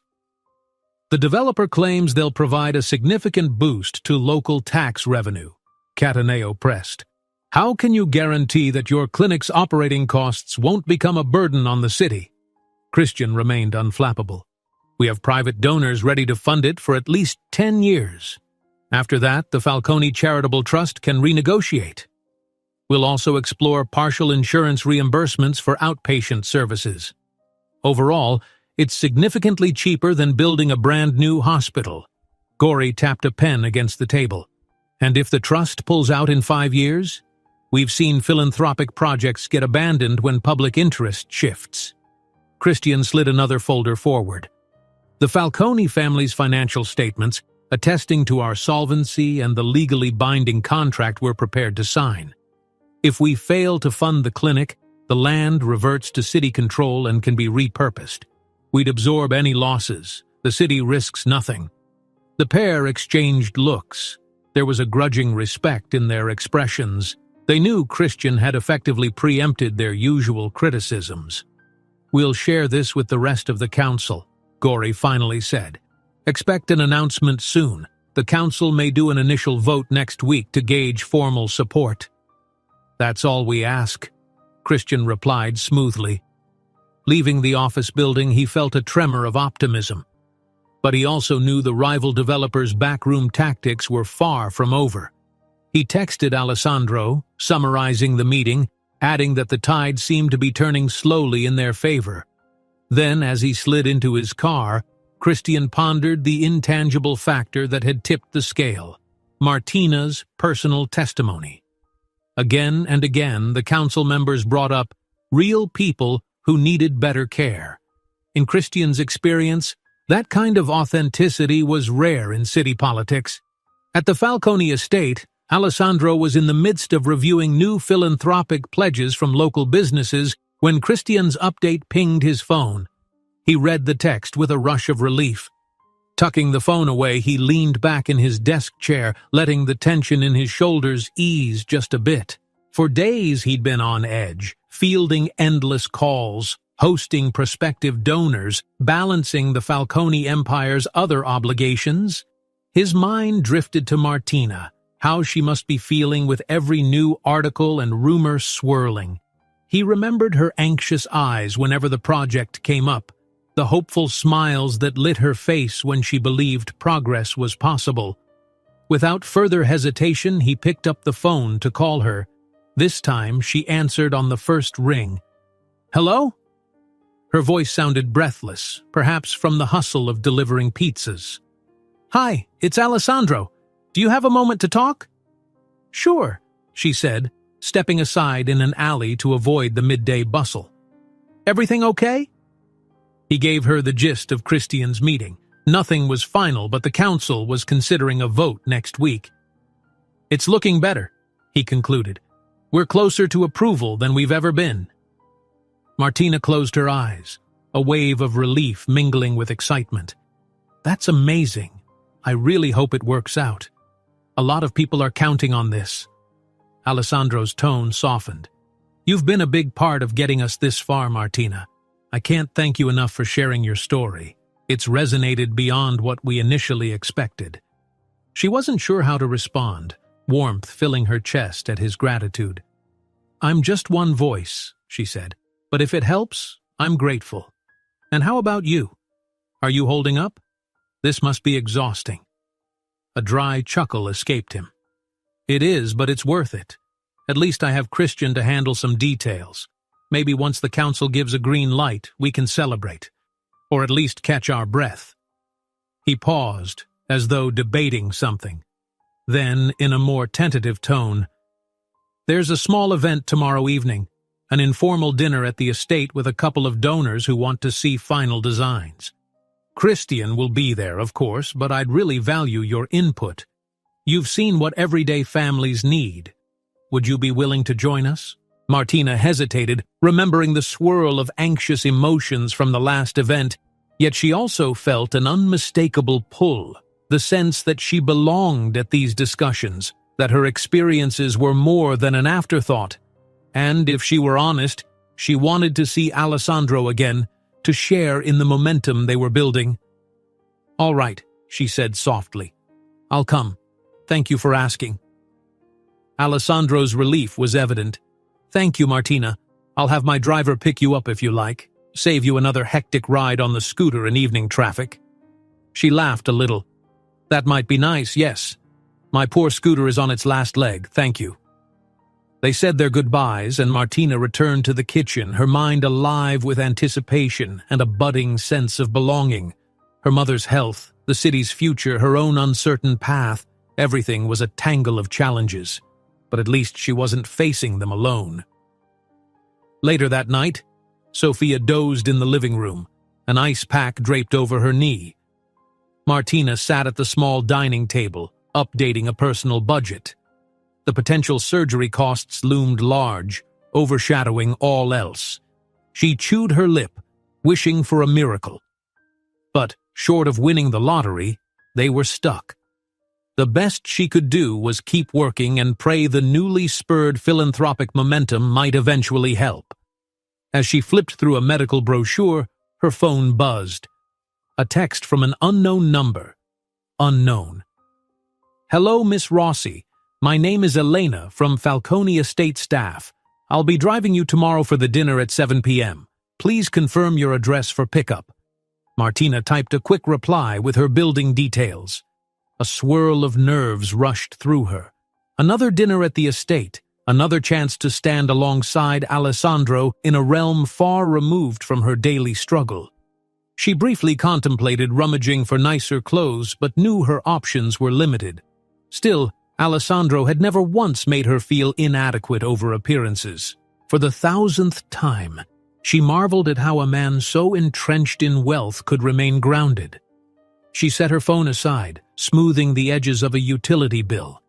In the hush of the apartment, she could almost envision a future where city clinics were within reach, where her mother's pain could be managed without a mountain of debt. Maybe the Falcone project wouldn't solve every woe, but it could be a lifeline, and the fact that she, of all people, had become an integral part of that endeavor still amazed her. A faint smile crossed her lips as she stood to check on Sophia. Tomorrow's dinner would be another step, hopefully leading them closer to turning those architectural plans into real walls, real hallways, where patients could find relief. And perhaps, alongside that, she and Alessandro might discover something else, an unspoken connection binding two distinct lives toward a common hope. The next evening arrived swiftly. The sun dipped low in the sky, painting it in soft pink and orange hues. True to her word, Elena arrived in a sleek sedan. Martina kissed her mother's forehead, promised she'd be back soon, and hurried outside. With a professional greeting, Elena opened the door and guided her through the rush-hour traffic to the Falcone estate. This time, as Martina entered the gates, she felt more at ease. The staff recognized her, greeting her politely. She followed Elena through a side corridor into a refined dining room where Alessandro, Christian, and two neatly dressed donors were examining large blueprint scrolls. Alessandro spotted Martina instantly, his face lighting with a quiet smile. "You made it," he said, stepping forward. "Thank you for coming." "Of course," she answered, scanning the room. It was more intimate than the previous gatherings, just 6 of them in total. A smaller table was set with what looked like an elegant yet simple dinner. Roasted vegetables, grilled fish, fresh bread. Soft lighting and subdued classical music played in the background, giving the setting a relaxed ambiance. Christian introduced the donors, a middle-aged couple named Carlo and Miriam, who ran a local chain of pharmacies. They were considering a significant pledge if they believed the clinic would truly serve underprivileged neighborhoods.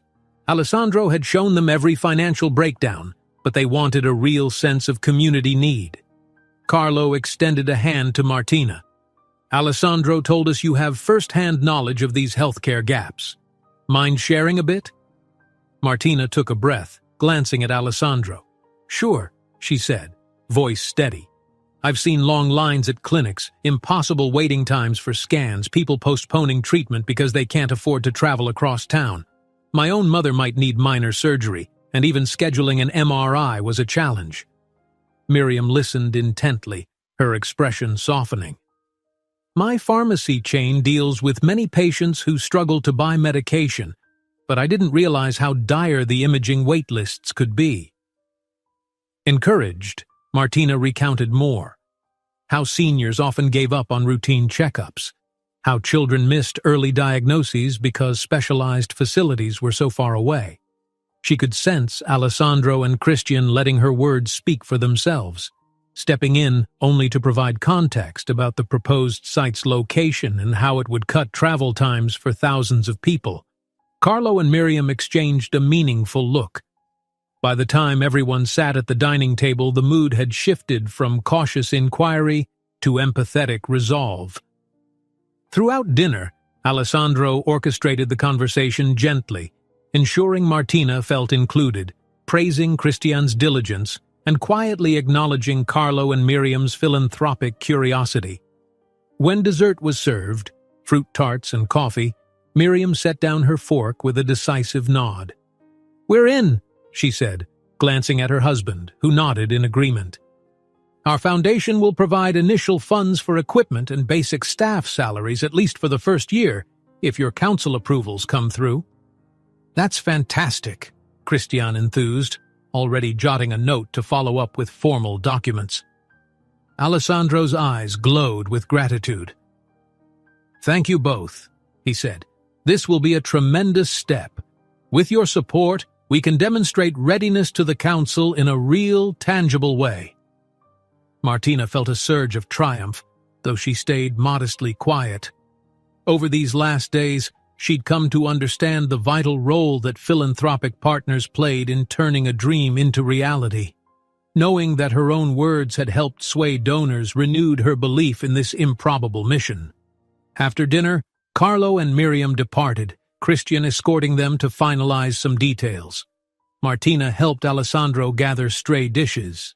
He carried them to a side table, then turned, looking at her with a blend of relief and admiration. "Tonight was a breakthrough," he said softly, "a big step closer to making the clinic happen." She smiled. "I'm glad.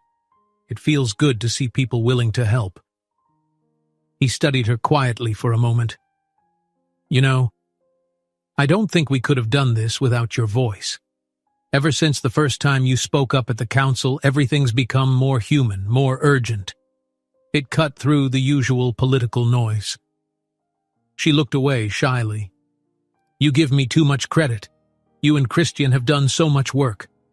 I just told my story." "And that's exactly what people needed to hear," he murmured. The hush lingered, the warmth of the dimmed lights enveloping them. In that suspended moment, it was as though the entire city's tensions ebbed away, leaving only the two of them.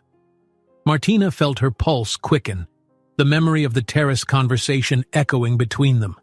This quiet resonance spoke of more than philanthropic synergy, something intangible and tender that neither had quite named.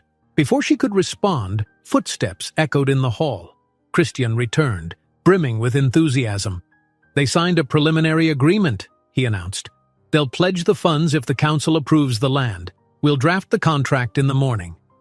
Alessandro nodded, schooling his expression back to businesslike composure. "Good. We'll move fast so the council sees the full support. Thank you, Christian." Martina watched the cousins exchange determined smiles.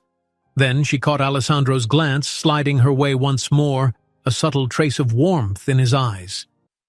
Beyond the ephemeral success of the evening, she sensed an unspoken thread tugging at them both, weaving them closer into a shared journey that was about far more than city council votes and medical facilities. It was about believing in each other, and perhaps discovering amid their disparate worlds that they were no longer so far apart. Rain pattered against the pizzeria windows the next morning, droplets blurring the view of passing cars and bustling pedestrians. Despite the dreary weather, Martina felt a hum of optimism crackling in her veins. Last night's success at the Falcone estate, securing that pledge from Carlo and Miriam, still resonated like a quiet victory drum. She went about her dough-kneading and order-taking with renewed energy, replaying in her head how Alessandro had looked at her when thanking her for her role in everything. Then reality jabbed its elbow in. She spotted the new therapy receipts pinned on the kitchen corkboard, total sums she could scarcely cover with her current shifts. Briefly, her determination wavered. Even if the Falcone clinic broke ground tomorrow, it wouldn't be open soon enough to solve her mother's immediate costs. But at least it would help others down the line, she told herself, trying to rekindle her hope. By midday, the pizzeria grew busy. Giulio hustled between the front counter and the kitchen, directing staff with loud good humor.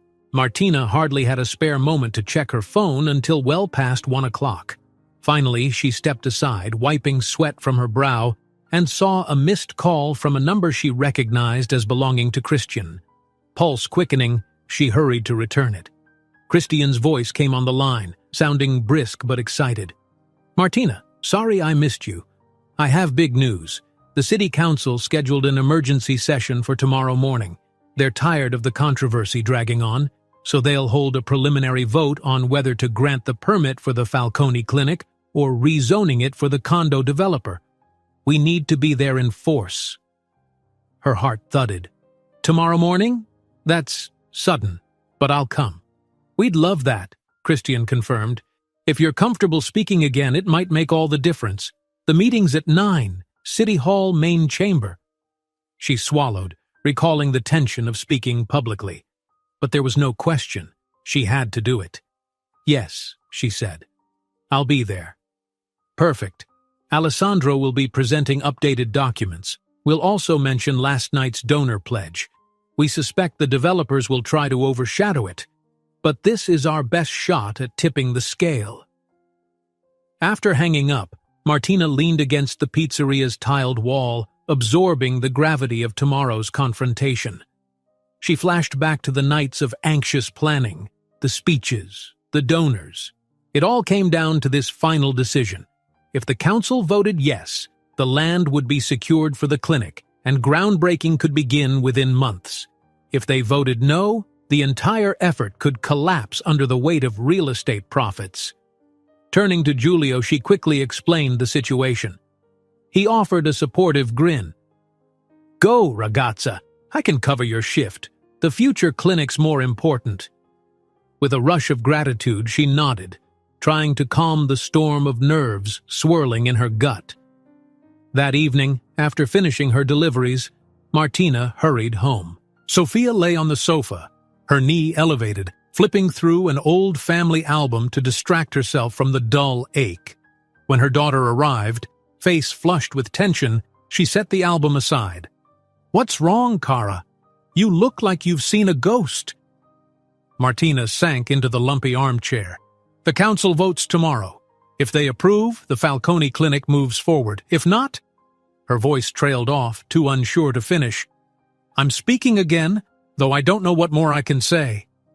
Sofia closed the album, searching her daughter's face. "Just speak the truth, as you always do. Show them our reality. No fancy words needed." A tremor of relief and worry commingled in Martina's chest. She reached out to squeeze her mother's hand. "I'll try, Mama. Maybe if they see how urgent it is, they'll do the right thing." But that night, sleep evaded her. She tossed on the sofa, mind conjuring worst-case scenarios. The council siding with the rival developer, condemnation from critics who thought she was just a naive pizza girl stepping above her place. Near dawn, she dozed off out of sheer exhaustion, only to jerk awake at the alarm, half dreaming of city officials waving condo blueprints in her face. She rose quietly, not wanting to disturb Sofia, and prepared tea to steady her nerves. Her reflection in the bathroom mirror revealed tired eyes but a determined set of the jaw. This was it, the final push. Shortly after 8, a knock sounded at the door.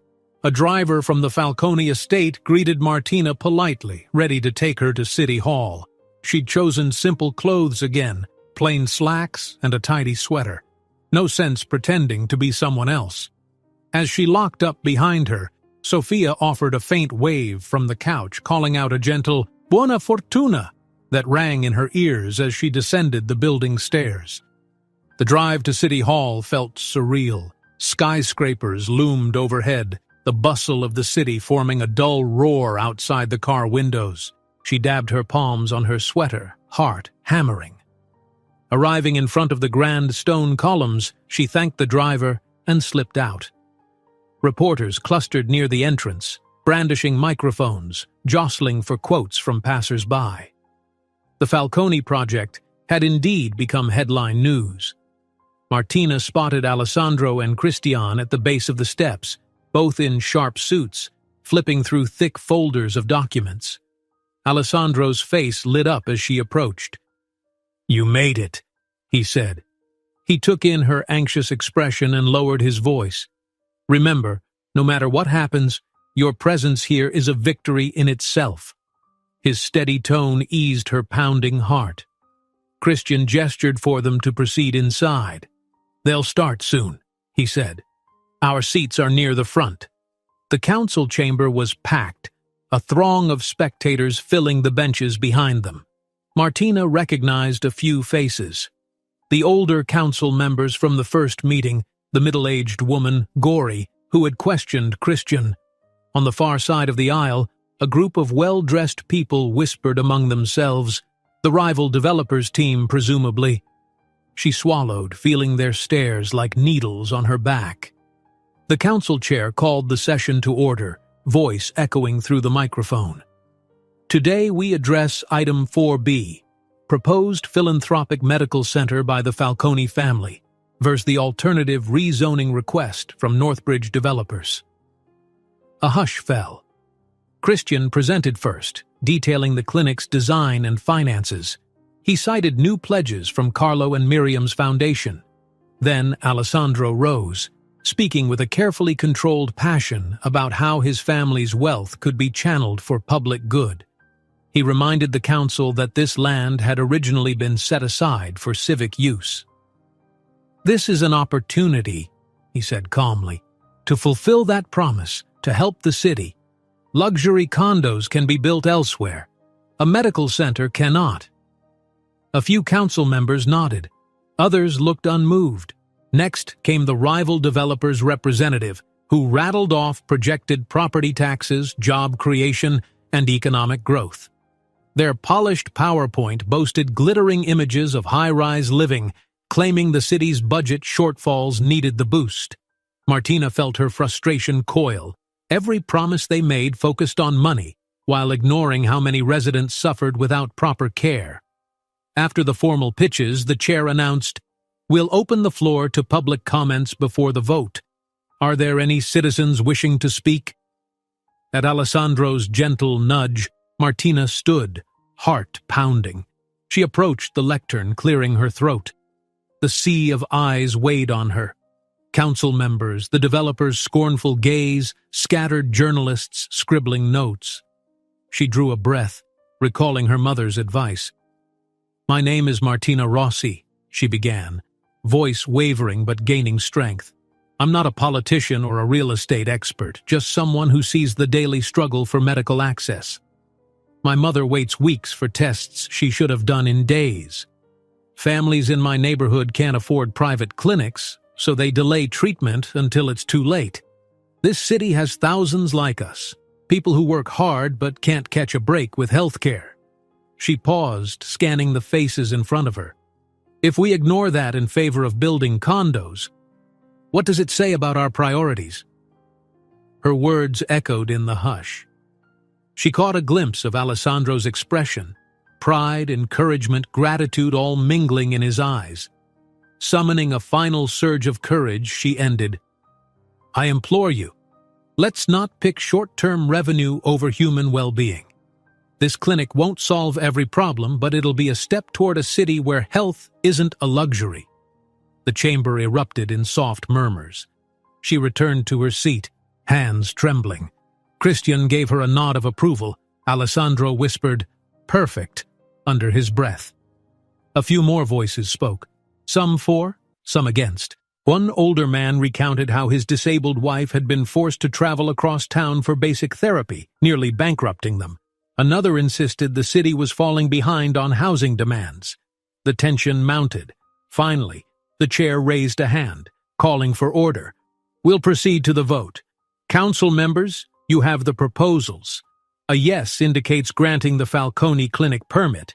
A no indicates we shift toward rezoning for Northbridge developers. Our clerk will call the roll." The clerk stood, reading each council member's name. One by one, they stated their vote. Martina's pulse roared in her ears. The early votes split nearly evenly.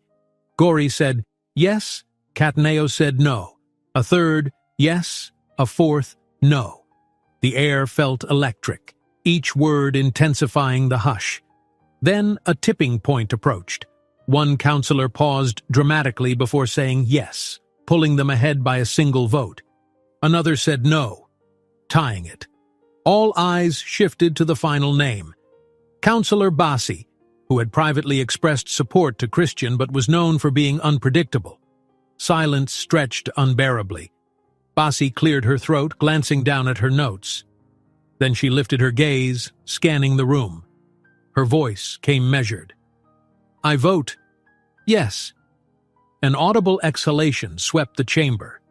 For a second, Martina hardly processed it. Then applause broke out among the Falcone supporters. Christian patted Alessandro's back, relief shining on his face.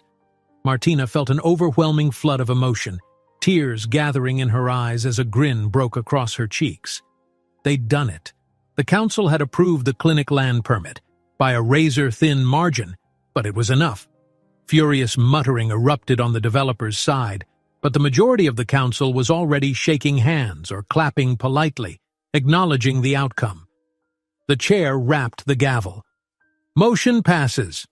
Falcone Philanthropic Project is granted preliminary approval. The city will finalize conditions in the coming weeks. Session adjourned. Martina could barely stand, her legs trembling. Alessandro caught her arm, guiding her away from the commotion.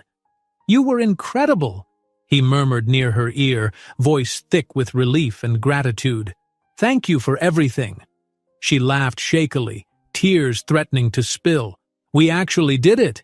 "Yes," Christian interjected, appearing at their side, beaming. "The real work begins now. Architects, timelines, so many details. But the land is ours to develop, and we have the city's blessing." Martina nodded, her thoughts spinning to the thousands who would finally have accessible care, to her mother's uncertain future. Even if it wouldn't fix everything right away, a powerful step had been taken for the city's most vulnerable. Reporters swarmed in for quotes. Alessandro and Christian smoothly deflected some, while Christian promised a formal press briefing later. Martina, overwhelmed, tried to step back, but a reporter singled her out anyway. "Miss, how do you feel about this victory? What's your connection to the Falcone family's project?"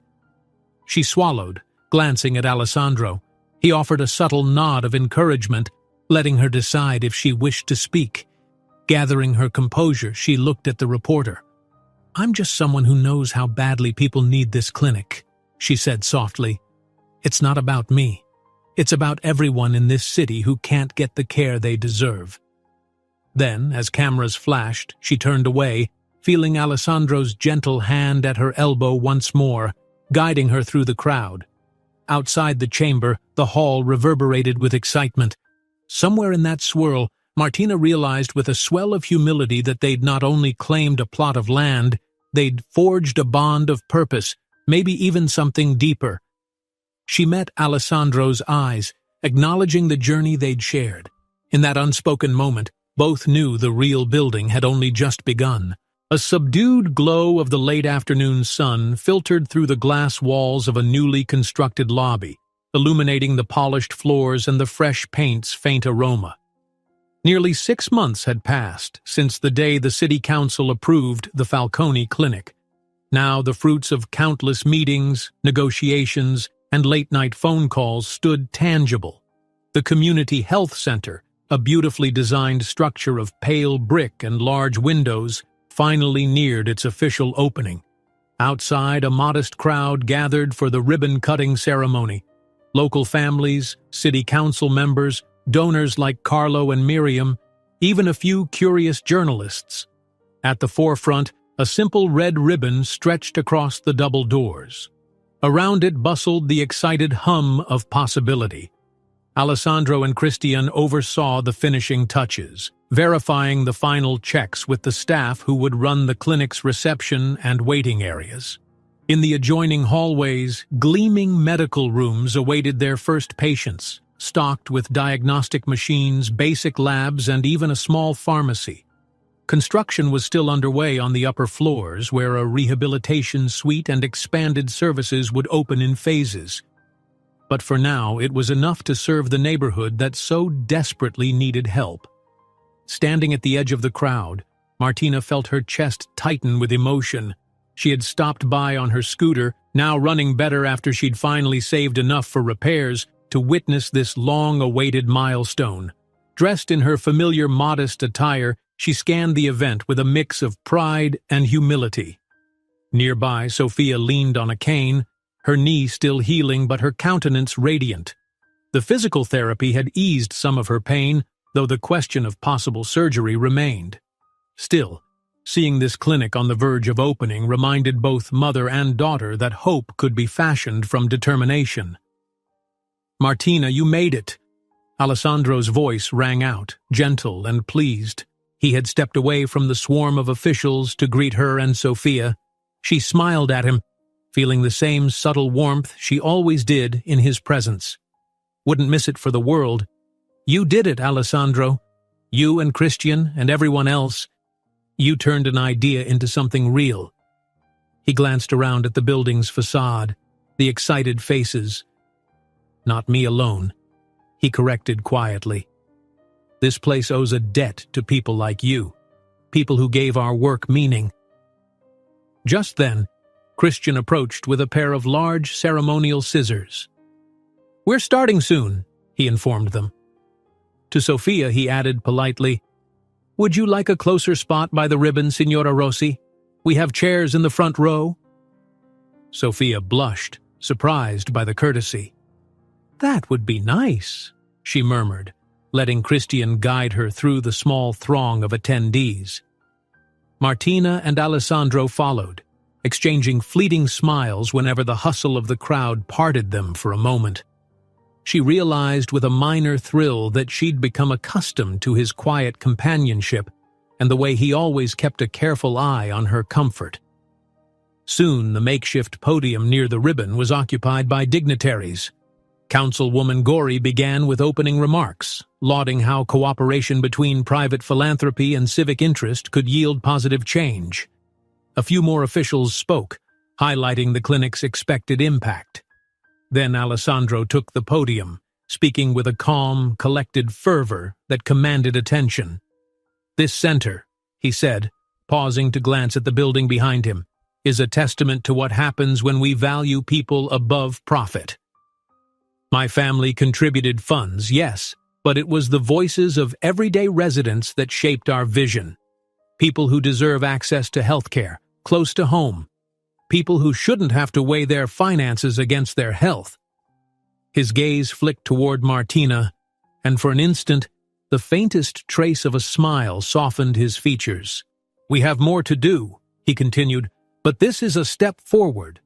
Thank you to the city, our donors, our tireless staff, and most of all, the community for believing in this dream."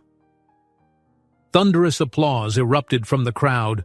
Onlookers, local families, the newly hired medical personnel. Christian joined Alessandro at the ribbon, and together they lifted the ceremonial scissors. Snip.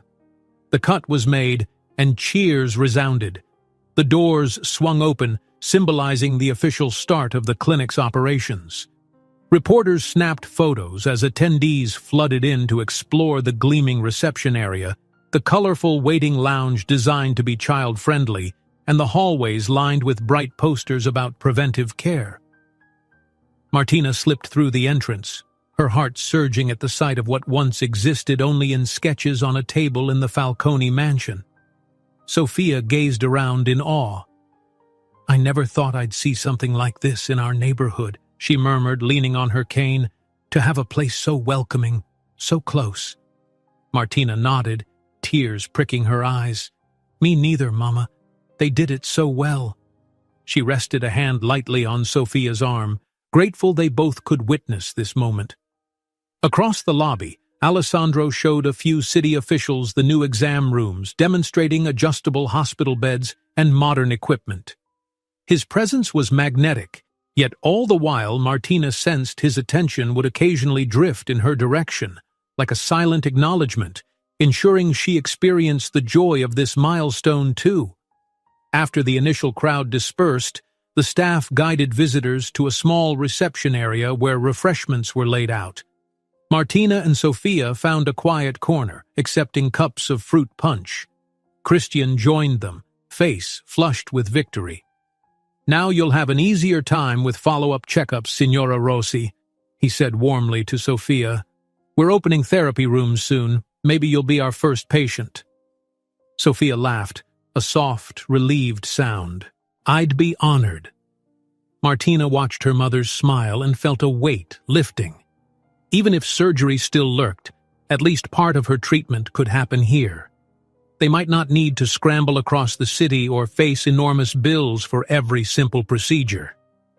She inhaled, letting herself revel in a rare moment of peace. Then Alessandro approached, tie slightly askew as if he'd been rushing. "So, what do you think?" he asked, gesturing around. "Does it look like what you envisioned?" Martina nodded. "Honestly, it's more than I expected. Warm, welcoming. You can feel that it's meant for real people, not just empty gestures." He studied her a second, his voice turning hushed. "I'm glad you think so." A delicate tension simmered between them, as if 1,000 unspoken words lingered beneath polite conversation. Christian, sensing their moment, coughed lightly. "I'll, check on something," he announced, stepping away. Sophia took the hint, too. "I might find a seat near the door," she told Martina, hobbling off with a knowing smile. That left Martina and Alessandro alone, the murmurs of conversation swirling around them, but not close enough to intrude. He took a small breath, searching her face. "I've been meaning to say this for a while, but we've been so busy." Martina tilted her head, heart fluttering. "Yes?" His hesitation was brief, then he pressed on. "Working on this clinic has been life-changing, and I owe a huge part of that transformation to you. Not just your story, but who you are, the courage you showed, your willingness to keep speaking up. You reminded me why any of this matters. You made it personal, real." Her cheeks warmed. "I only shared what I'd lived, Alessandro. You're the one who turned it into action." He shook his head, gaze warm. "Don't downplay your part. You've changed how I see everything. My family's resources, what I want my legacy to be." A faint quiver passed through Martina's chest, half thrill, half fear. The difference in their backgrounds, fortunes, and social circles still loomed. And yet for months, they'd stood side by side, forging something that bridged those gaps. Perhaps that was the real lesson, that compassion and determination could unite even the most unlikely paths. She swallowed, forcing her doubts aside for a moment. "I'm glad our paths crossed, too. You know, at first, I was terrified. I thought I was just a pizza delivery girl who somehow got stuck in a world of big money and politics. But then I saw what you were trying to do, and I realized I could help. We helped each other." He exhaled, relief and something like adoration coloring his features. Around them, families explored the new corridors, council members shook hands with smiling doctors, a world changed by their joint effort.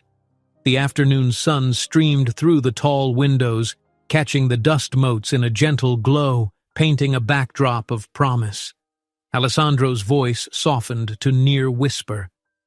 I know we come from different worlds, but everything we've shared, every step of building this clinic, has shown me that you belong wherever you choose to be, especially here.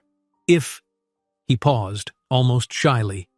If you ever wanted to walk this next journey together, I'd be honored. Martina's pulse pounded. She glanced at the swirling activity, then back at him. I want that, she said quietly, meeting his eyes. I wasn't sure how to say it, but yes. His chest rose with a held breath, then a gentle, unguarded smile. They didn't seal the moment with a grand gesture or dramatic kiss, conscious of the public setting. Yet the understanding between them felt more profound than any formal declaration. Just then, a new wave of visitors poured in, some wanting to congratulate Alessandro, others curious about the facility. He acknowledged them graciously, but his eyes lingered on Martina, a silent promise that this conversation wasn't over. While Christian ushered dignitaries around, Martina rejoined her mother, who observed everything with tearful joy. Nearby, staff members began hanging up a sign that read, "Welcome to the Falcone Community Health Center, open to all." That sign said it all, Martina thought. A place open to all, just like a future that might finally open its doors to someone like her, unbounded by the walls of class and circumstance. For the first time in years, Martina believed that wholeness was possible. Her mother could receive the care she needed, and perhaps the glimmers of affection that flowed between her and Alessandro could grow into something lasting. Standing at the heart of the new clinic, amid echoing footsteps and lively voices, Martina found her gaze wandering back to Alessandro across the room. He caught her eye, sending the briefest nod, a quiet understanding. The city they both loved had changed, and so had they. Outside, the rain clouds had dispersed, revealing an afternoon sky washed clean by the sun. And as Martina stepped forward to greet the next round of visitors, a deep peace settled in her heart. Despite the uncertainties that still lay ahead, Sophia's health, the challenges of fully staffing and operating the clinic, navigating a relationship that crossed social boundaries, she believed in the future they were building. Together, in the hush of this healing place they'd helped create, they could face whatever might come next. If you enjoyed this story, don't miss the next one. Just click on the screen